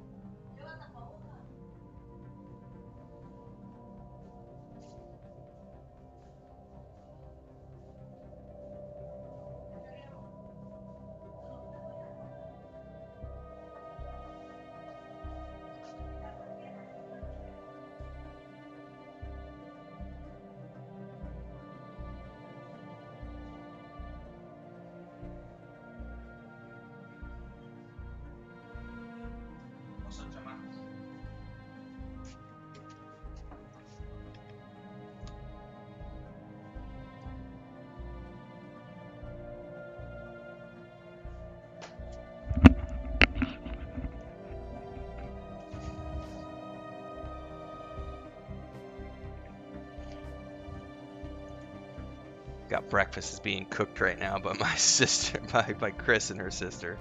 There's chaos out there. The door's open, the cats were outside, everybody's stressed. Sending the niece out to get tortillas from the store.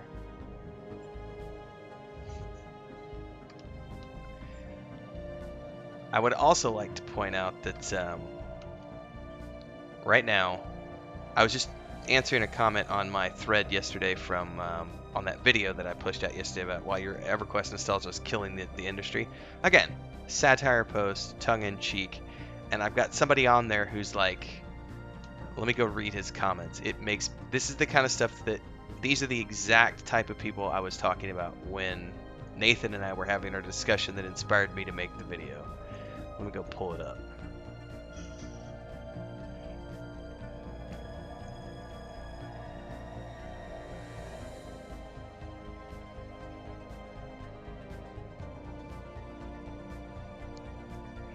Guy Nostrum says, World of Warcraft killed the genre a long time ago. This is the exact type of individual that I'm talking about. They refuse to consider any other MMORPG other than EverQuest. They think that EverQuest was and is the crowning jewel and that no other MMORPG ever should be considered. And I said, my response was, I gotta go find it now.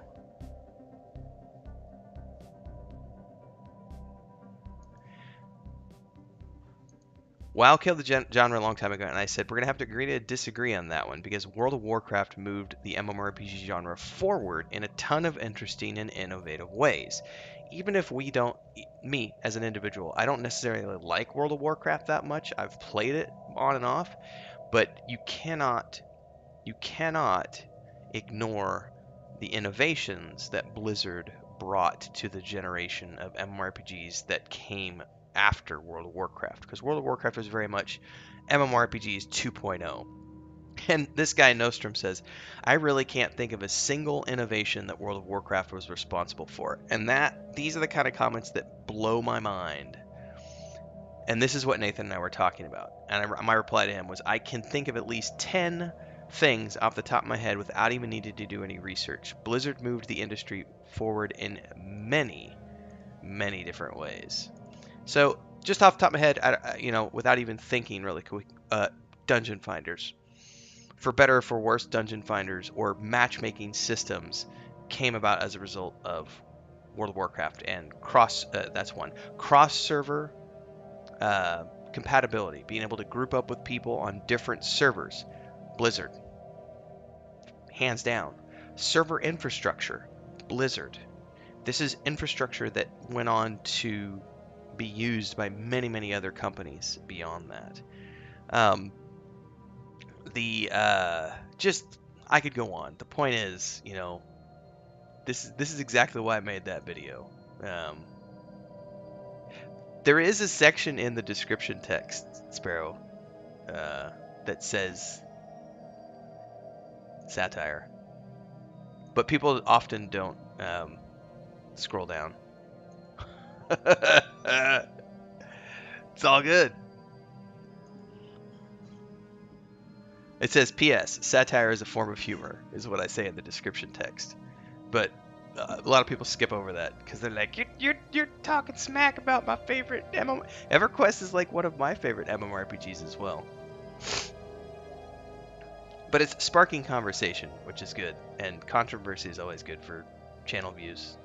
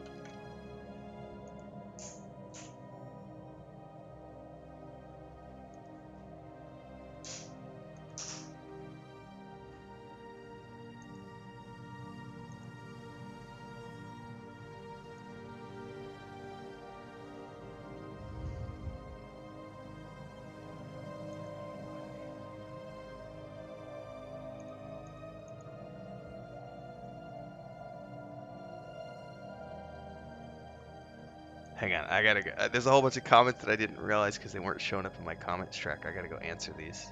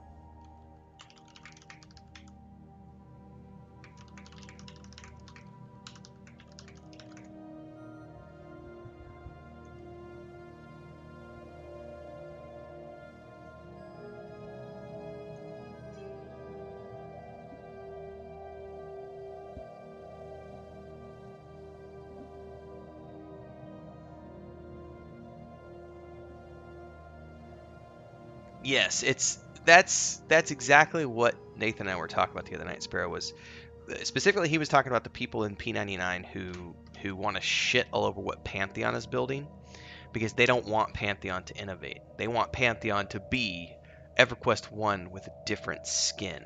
And so they're up in arms about how Pantheon's not doing this, that, or the other correctly because Pantheon is innovating and some people don't want innovation. Some people want to remain stuck in 1999. So that's really what this video is about more than anything else, was poking fun at those people. But it also goes beyond that because I'm poking fun at myself as well because I will bitch and moan about the teleportation books in Planes of Power. But I also will freely admit that on TLPs, the first thing I do is I usually 2-box, and the first thing I do is I make myself a druid. I play the druid, and I play the druid throughout the day, and I'll level up the druid so that I have ports and buffs for whatever is my main class. That way I don't have to rely on other people, because people charge an obnoxious price for ports.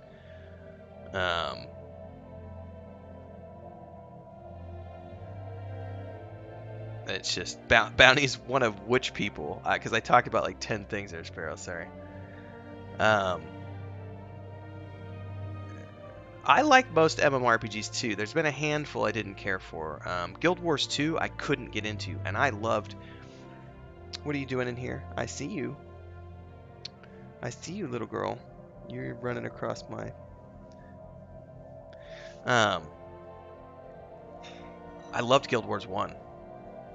Could not get into Guild Wars 2. I tried it 3 different times, and the fact that they make you grind side content before you can progress the main quest hubs immediately turned me off. I was like, I do not want to be forced to grind quests, fetch quests, and kill quests, and clear out all these zones on a map before I'm allowed to progress the main storyline. So Guild Wars 2, I couldn't do it. I just couldn't do it.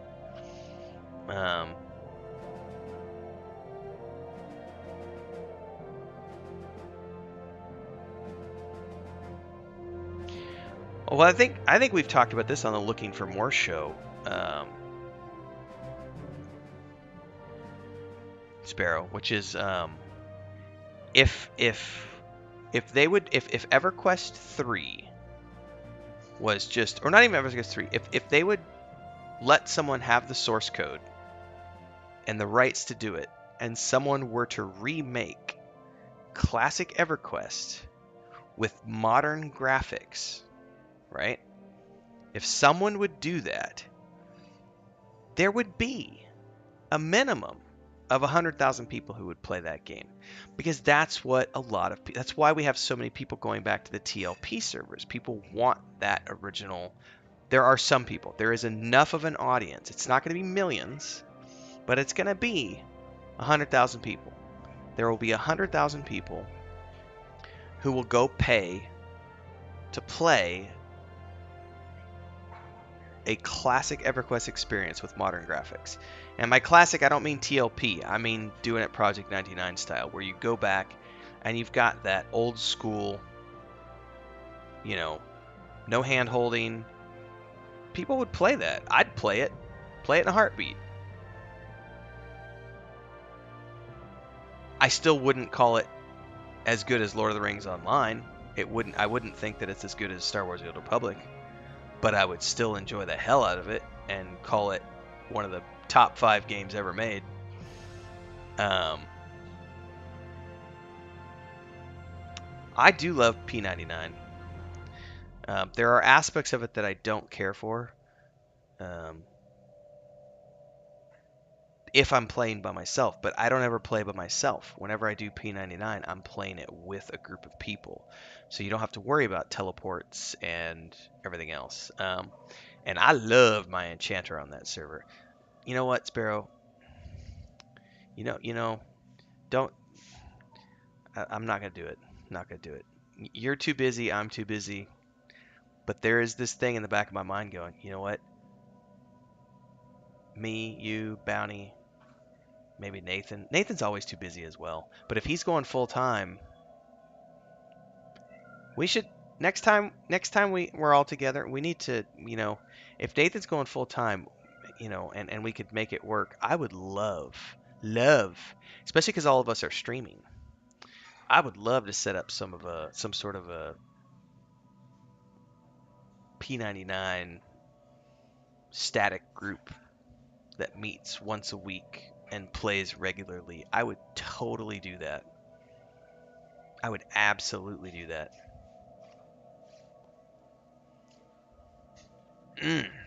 That'd be fun. Let's get the ball rolling. Bounty could scratch that itch. I could scratch that itch. I don't know if you guys do that. I don't know if you already do regular groups on P99. My enchanter, I think, is off in Velius. I think the last time I played, we were doing Tower of Frozen Shadow.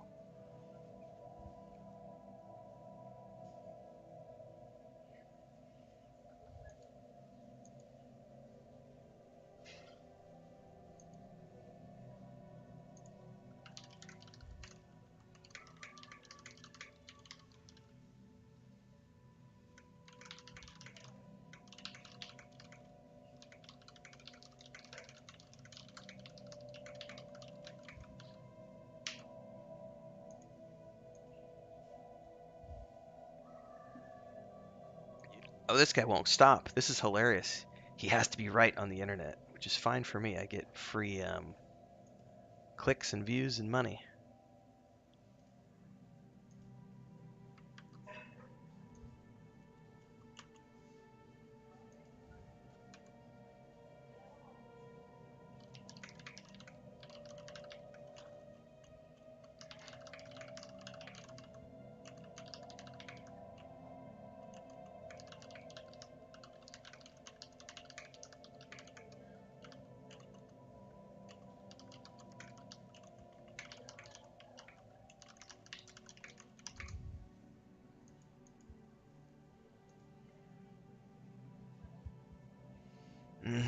Schedules. Yeah, that's the hard part.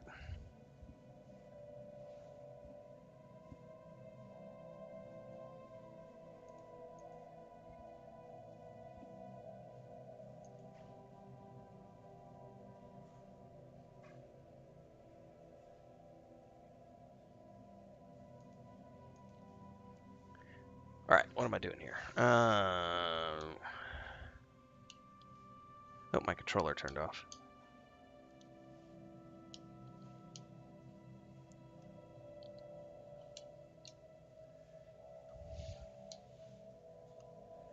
So I get this bug sometimes.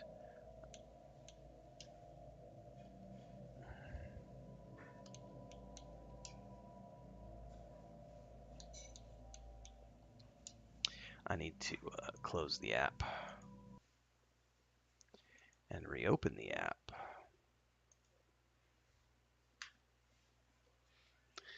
Sometimes it bugs out.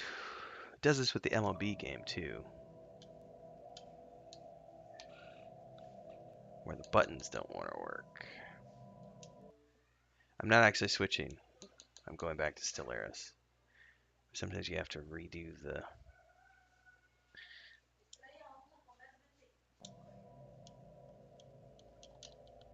That's still not doing it.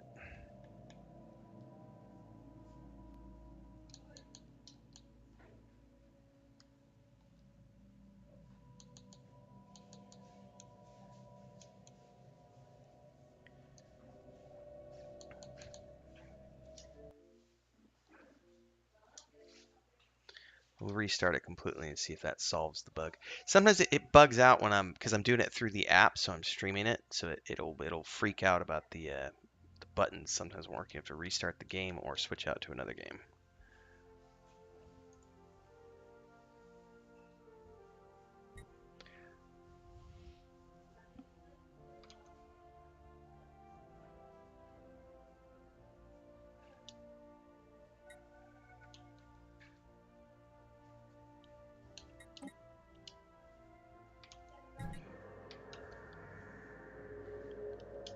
There we go. Mondays or Fridays. I could make either one of those work. Well, hang on. Technically, Friday nights I'm still playing Lord of the Rings Online. Monday nights I could make work. I don't think I do anything Monday nights. Or afternoons, whenever. Because I'm technically available all day. For streaming purposes, until I figure out a nighttime streaming thing. Oh my god, Bounty's already like, oh my god, we gotta do this! Ah!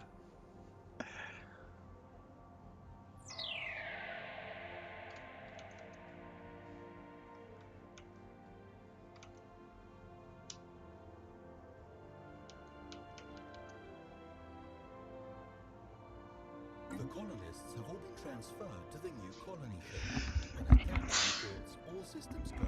A momentous day, for sure. Alright, nothing like good sneezes. Excuse me. Captain reports all systems go. So... We have a colony ship, and we have found at least one suitable candidate for a permanent extrasolar outpost. I see no reason to delay further. Let's establish our first colony. Our first colony. News our new colony ship. We can only colonize a planet that has been surveyed and has no anomalies. Otherwise, it must be researched with a science ship. Find the star. Find the systems containing the colonizable planet.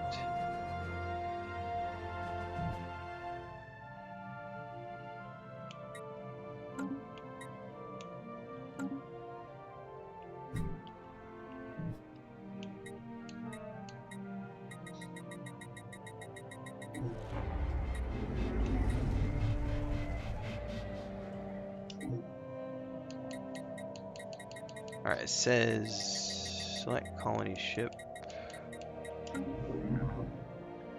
Find the system with the colonizable planet.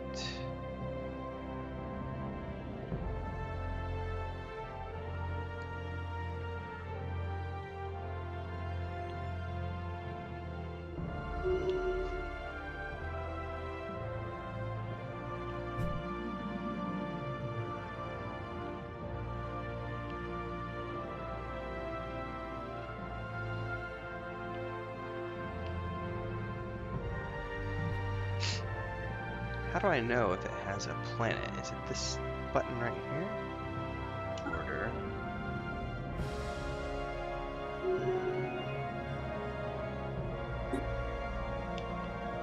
Stop. Find the system containing the colonizable planet. Well, how do I know it has a colonizable planet?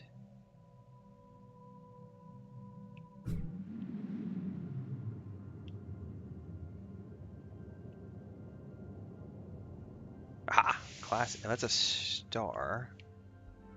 That's a star. Toxic world. barren world. Continental world. Oh, and so it has the green planet thing. Research complete. Colonized planet. Sirius Prime. I'm okay with that name.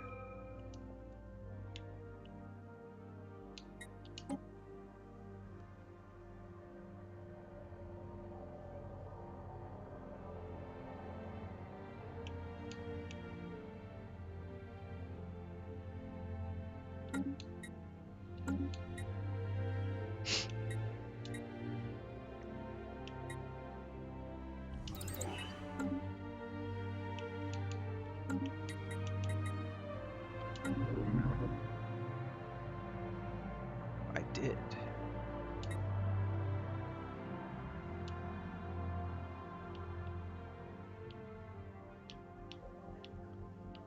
Boom. And now it's colonized. Our first extrasolar colony. This means that if our homeworld were to spontaneously combust, your species would no longer be rendered extinct. That is a comforting thought, wouldn't you say? Congratulations on having colonized a new world. Our colonists are now in the process of building their first settlement, but it will take time for them to become self-sufficient. If it's not P99, it's crap. Yeah, I'm trying to. The music and all the volume levels on this game are really tricky to control, Sparrow. They're not that.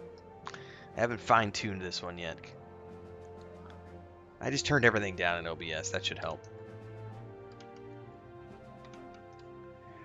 Alright. Colony will be a drain and a resource until the first settlement has been completed, so to take care not to colonize too many planets at once.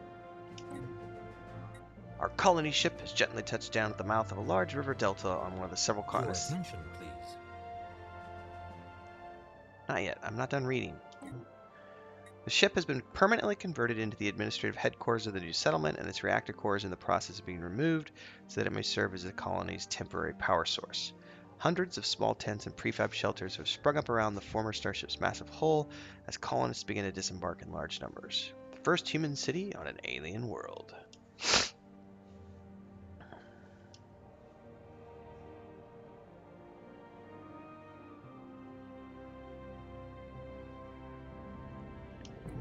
Alright, we're going to pause here because I need to go check on breakfast because I think I got told that food was ready and I was not available.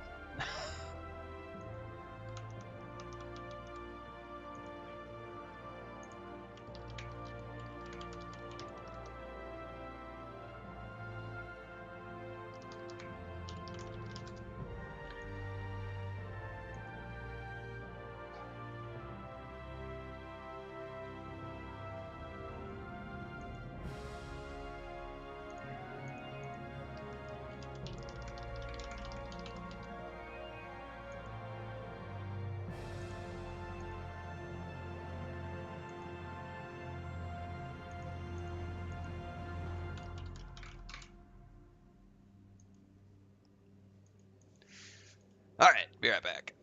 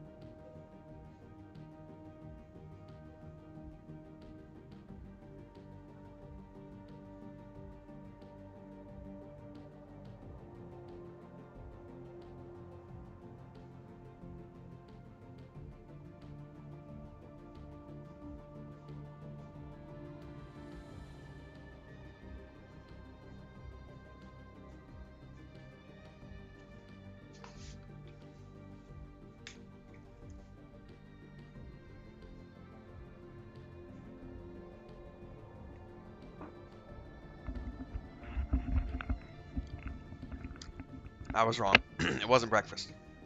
At least not breakfast for me. Because Chris knew I don't like... I love tuna. I don't like tuna with eggs. And she made tuna with scrambled eggs for her sister and her and the niece. With beans and everything. And I was like, something smells good. And then I went out and I'm like, meh. But I did just have one taco. I don't mind it. It's not my favorite. Which is ironic because I do like sardines with eggs. Like, I take sardines and I'll fry them up with onions and garlic and like black olives. And then mix some scrambled eggs in there. Those are good. Which is weird because tuna is basically sort of like the same thing as sardines. And I like tuna. I'm just not a big fan of tuna with eggs. Anyway. So my breakfast is not quite ready yet. My breakfast is going to be chicken enchiladas this morning, it looks like. I get a special breakfast. And I didn't even request it. That's just Chris knew that I don't really like tuna with my eggs. Plus, I just had eggs yesterday. I try not to eat eggs every day. I'll do egg whites every day. But I can't get egg whites here. The single supermarket does not stock them. And we have not made a trip to the city yet. So it's one of the big city items for me is... I've got feta cheese is on the list. A bunch of feta cheese. A couple cartons of egg whites. I don't know what else. I forget. Oh, my little white onions and vinegar.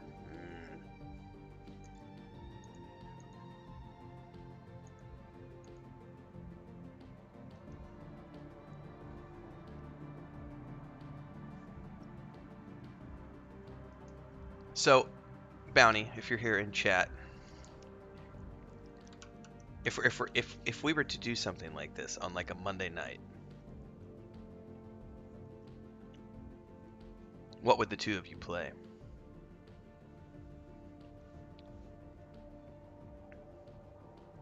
I wonder who else we could convince to do on a Monday night. I bet Nathan could do it later.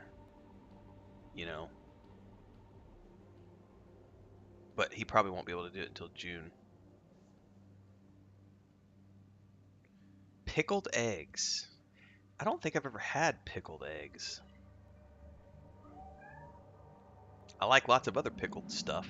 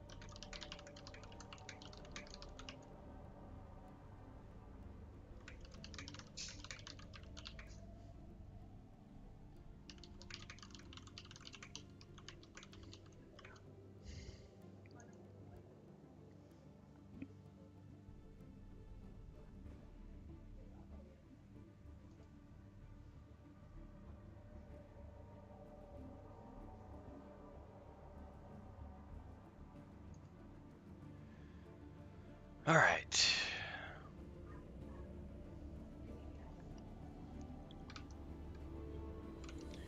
Pickled eggs.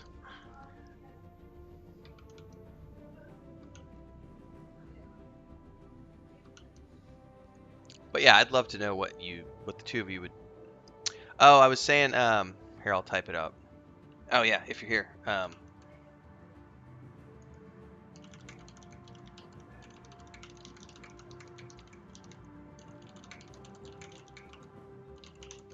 I'll type it as well as ask it again because I know there's a delay. What classes would the two of you be considering if we were to do a Monday night thing or a Friday night thing?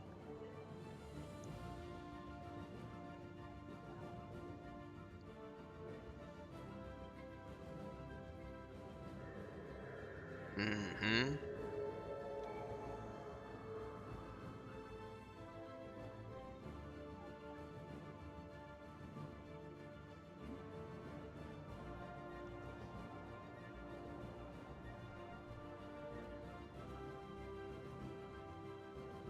I've done a druid on every single TLP. I have a druid on P99. I don't know what level it is. I have my enchanter, druid. Research complete. Oh, I forgot to pause this. We were doing discovery.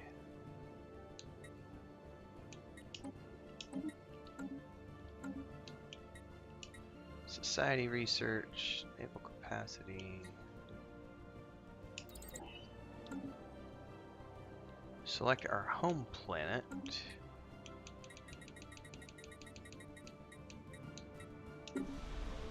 Go to the population Here we see a tab. breakdown of this planet's population, divided into layers or strata. From the jobs list, select the workers category.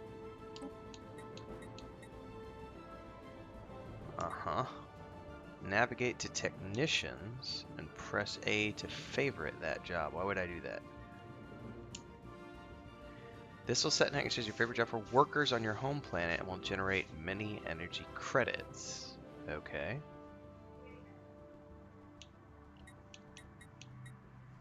No jobs have been deprioritized. Okay. Your attention, please.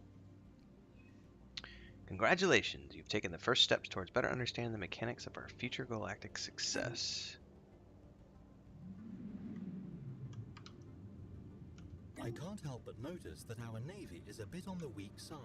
We are certain to face many threats in the galaxy that will require some form of military response.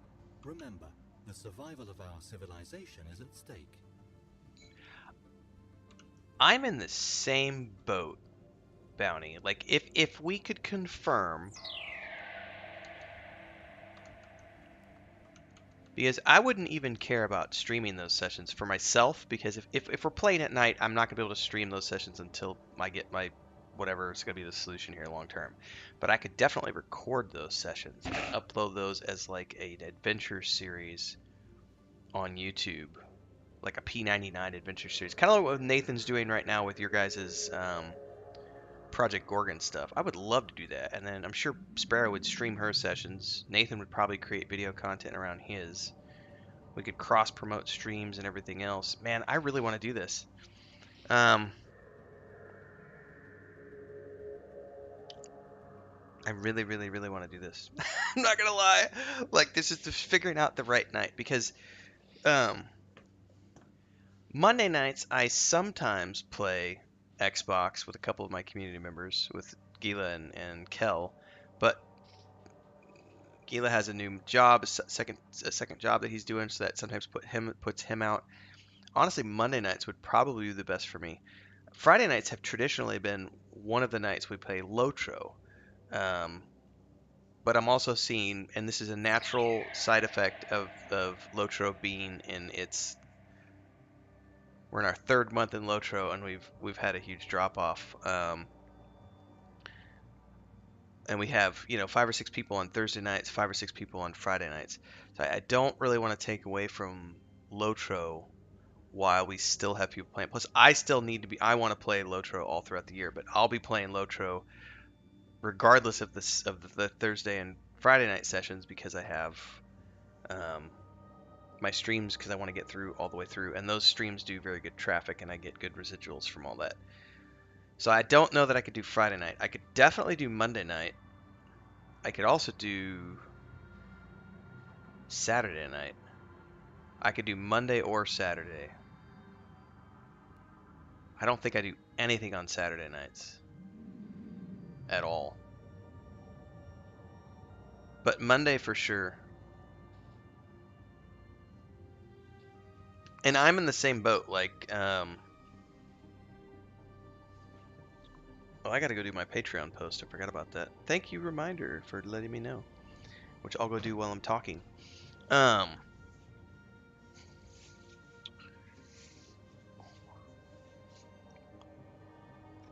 would be happy to do whatever to fill in. I'm comfortable with a druid. I've played a druid a lot over the years. If we could convince Nathan to do it. I know the problem with Nathan's Monday nights is that his Monday nights are already taken up right now with the D&D stuff. And I don't know how long that campaign's going to last for him.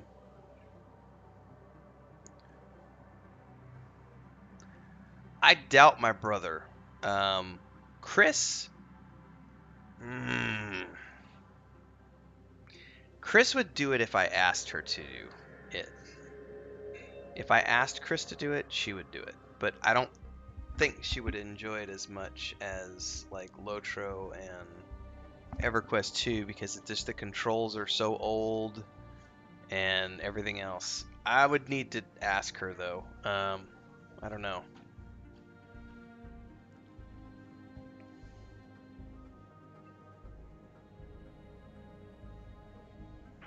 Because we really would need more than just 3 people. Like, because 3 people can do a lot.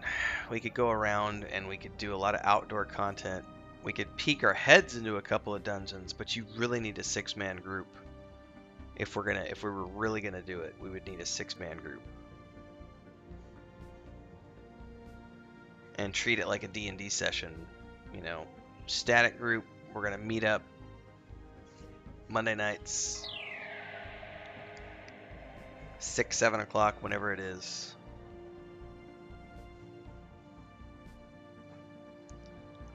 I would love to play a ranger again, but I'm gonna get my ranger fix in the TLP server. So in terms of P99, I've done the enchanter. I have a high level enchanter already. I wouldn't mind. I could easily do a druid again. I could also do a shaman.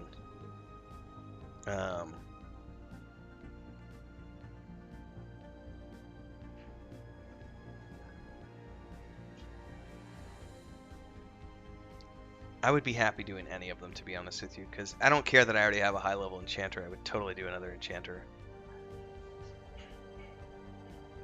Because you pretty much need an enchanter for any dungeons you're going to do.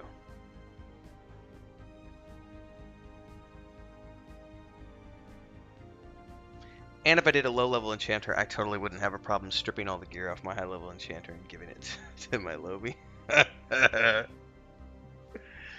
Here's the bags. Here's the weight reduction bags. Here's all the goodies.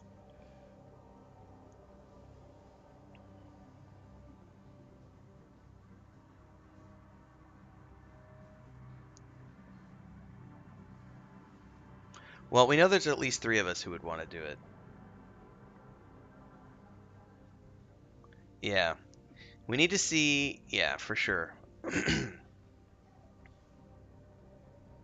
And I would have to reinstall P99 because I don't have it on. I don't think I have it installed on this one. It's installed on Chris's computer, but not on this one. I don't know that I ever installed it on this one, actually.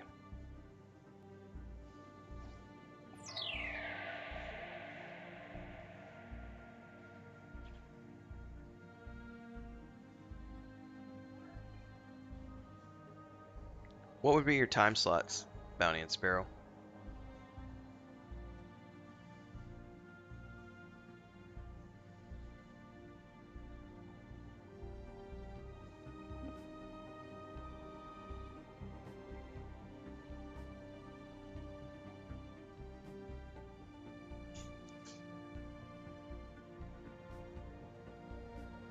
Yeah, green's the newest one, wasn't it?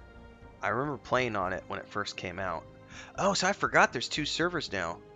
So I may not have, I don't actually have an enchanter on green. Or maybe it's, but whichever one's the new one. Um,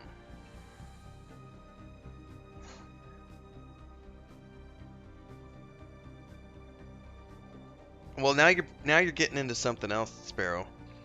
That's another topic. P99 are live. Well, because I'm already doing the TLP server with my community. I don't know if the 2 of you are going to want to join that or not, but I'm only going to play Saturday mornings and Sunday mornings on the TLP server that's launching in May. Green is the newest. Then if we did green, I don't have any characters on green other than a couple of. That's how long it's been. I did play at the launch of green, but I don't remember how long we made it. I think we might have only done a few weeks on that launch.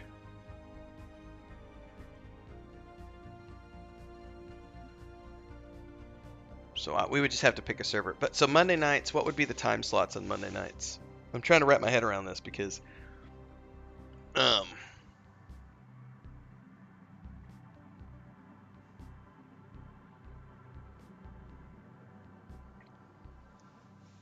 I do nothing on Monday nights other than occasionally the Xbox, but we also do Xbox occasionally on Tuesday nights, and that's usually when people are more free.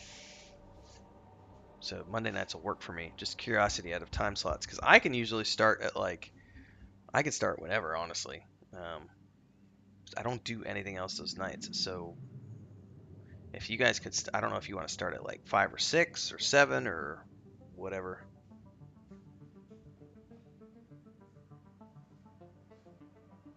6 to 11.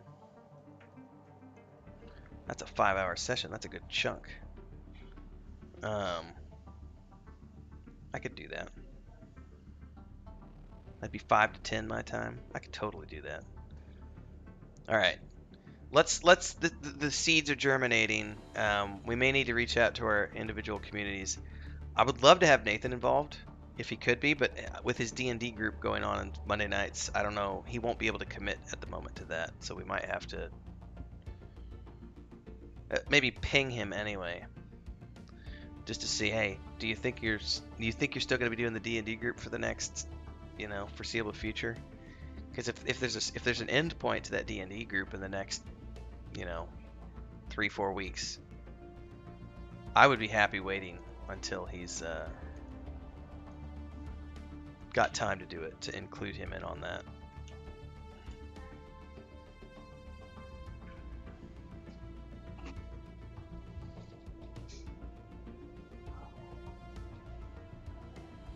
That also gives us more time to just see if we can't find some other people.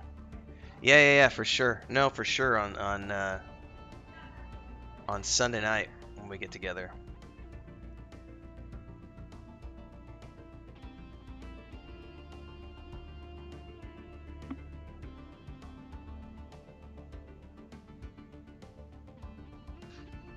Oh, which reminds me, I need to yeah, I got paperwork draft stuff to do this weekend.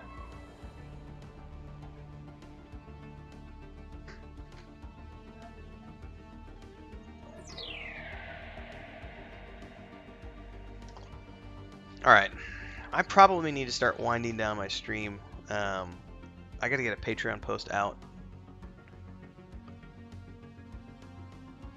And I want to continue to think about what I would want to play. I would either do Enchanter or I will ask him tonight before looking for more. I'm happy to do either the Enchanter or the Druid. Unless someone else really wants to do an Enchanter or Druid, in which case I would probably pick up like an off tank or something.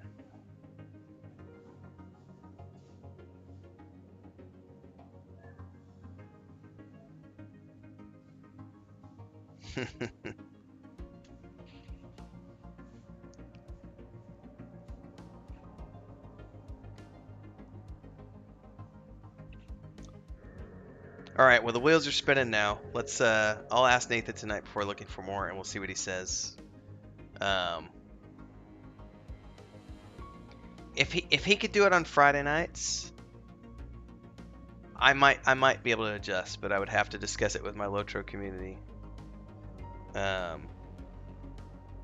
Because most people are showing up on Thursday nights, and on Friday nights we sometimes only have a handful. Saturday nights are a bust anymore. We don't hardly have anybody on.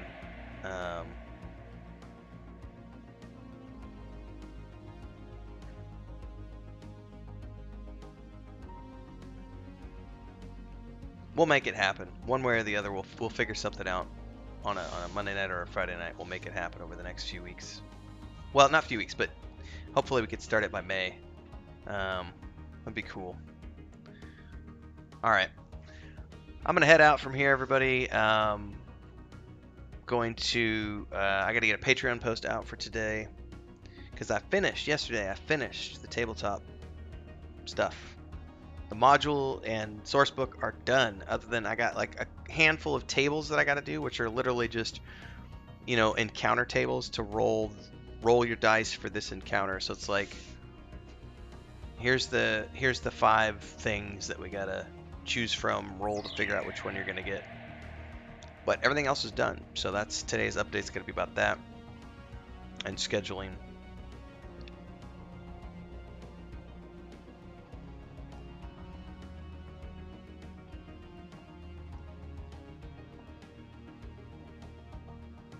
That's today. I don't have anything else on the agenda today. I have a video coming out at 11 today in about an hour and a half on Myth Force, which is a really cool looking game from Beamdog. It's their first original game. So Beamdog's the company that's been doing all the enhanced editions of Do We Talk to the Tables?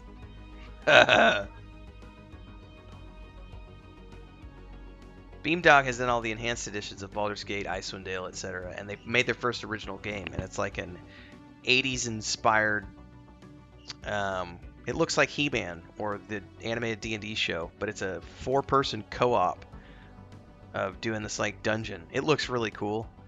It's going into early access, I think, later this month. But I got a video coming out on that today at 11, so stick around for that. Patreon post should be up in the next 15-20 minutes. Or less, depends on how quickly I write it. Subscribe, hit the bell icon, all the good things. Ladies and gentlemen, for those of you who are watching this after the fact, don't forget you can subscribe as a member to support the channel. Oh, and I do have something fun. I'm going to be doing a read-through for those of you who are fans of Echoes of the Past, first book of the Saga of Lucimia. I have decided that I am going to do this because people have been asking me for a audio version for a long time, and I've always put it off. I previously, when this channel first launched, I read the first few chapters of Saga of Lucimia. Of Echoes of the Past. I'm going to be doing that for members of the channel, so that's going to be a member-only video series. I have to plan it out still because I need to make sure, I want to make sure that I can do those videos like once a week, so I have to look at my schedule and say, when can I do the read-through? But I'm going to start doing that later this month, and that's going to be a thing for the members here on YouTube. And of course, patreon.com/wandering hermits. Pick up a subscription there, read the chapters, pre-order the books. Books are out in June.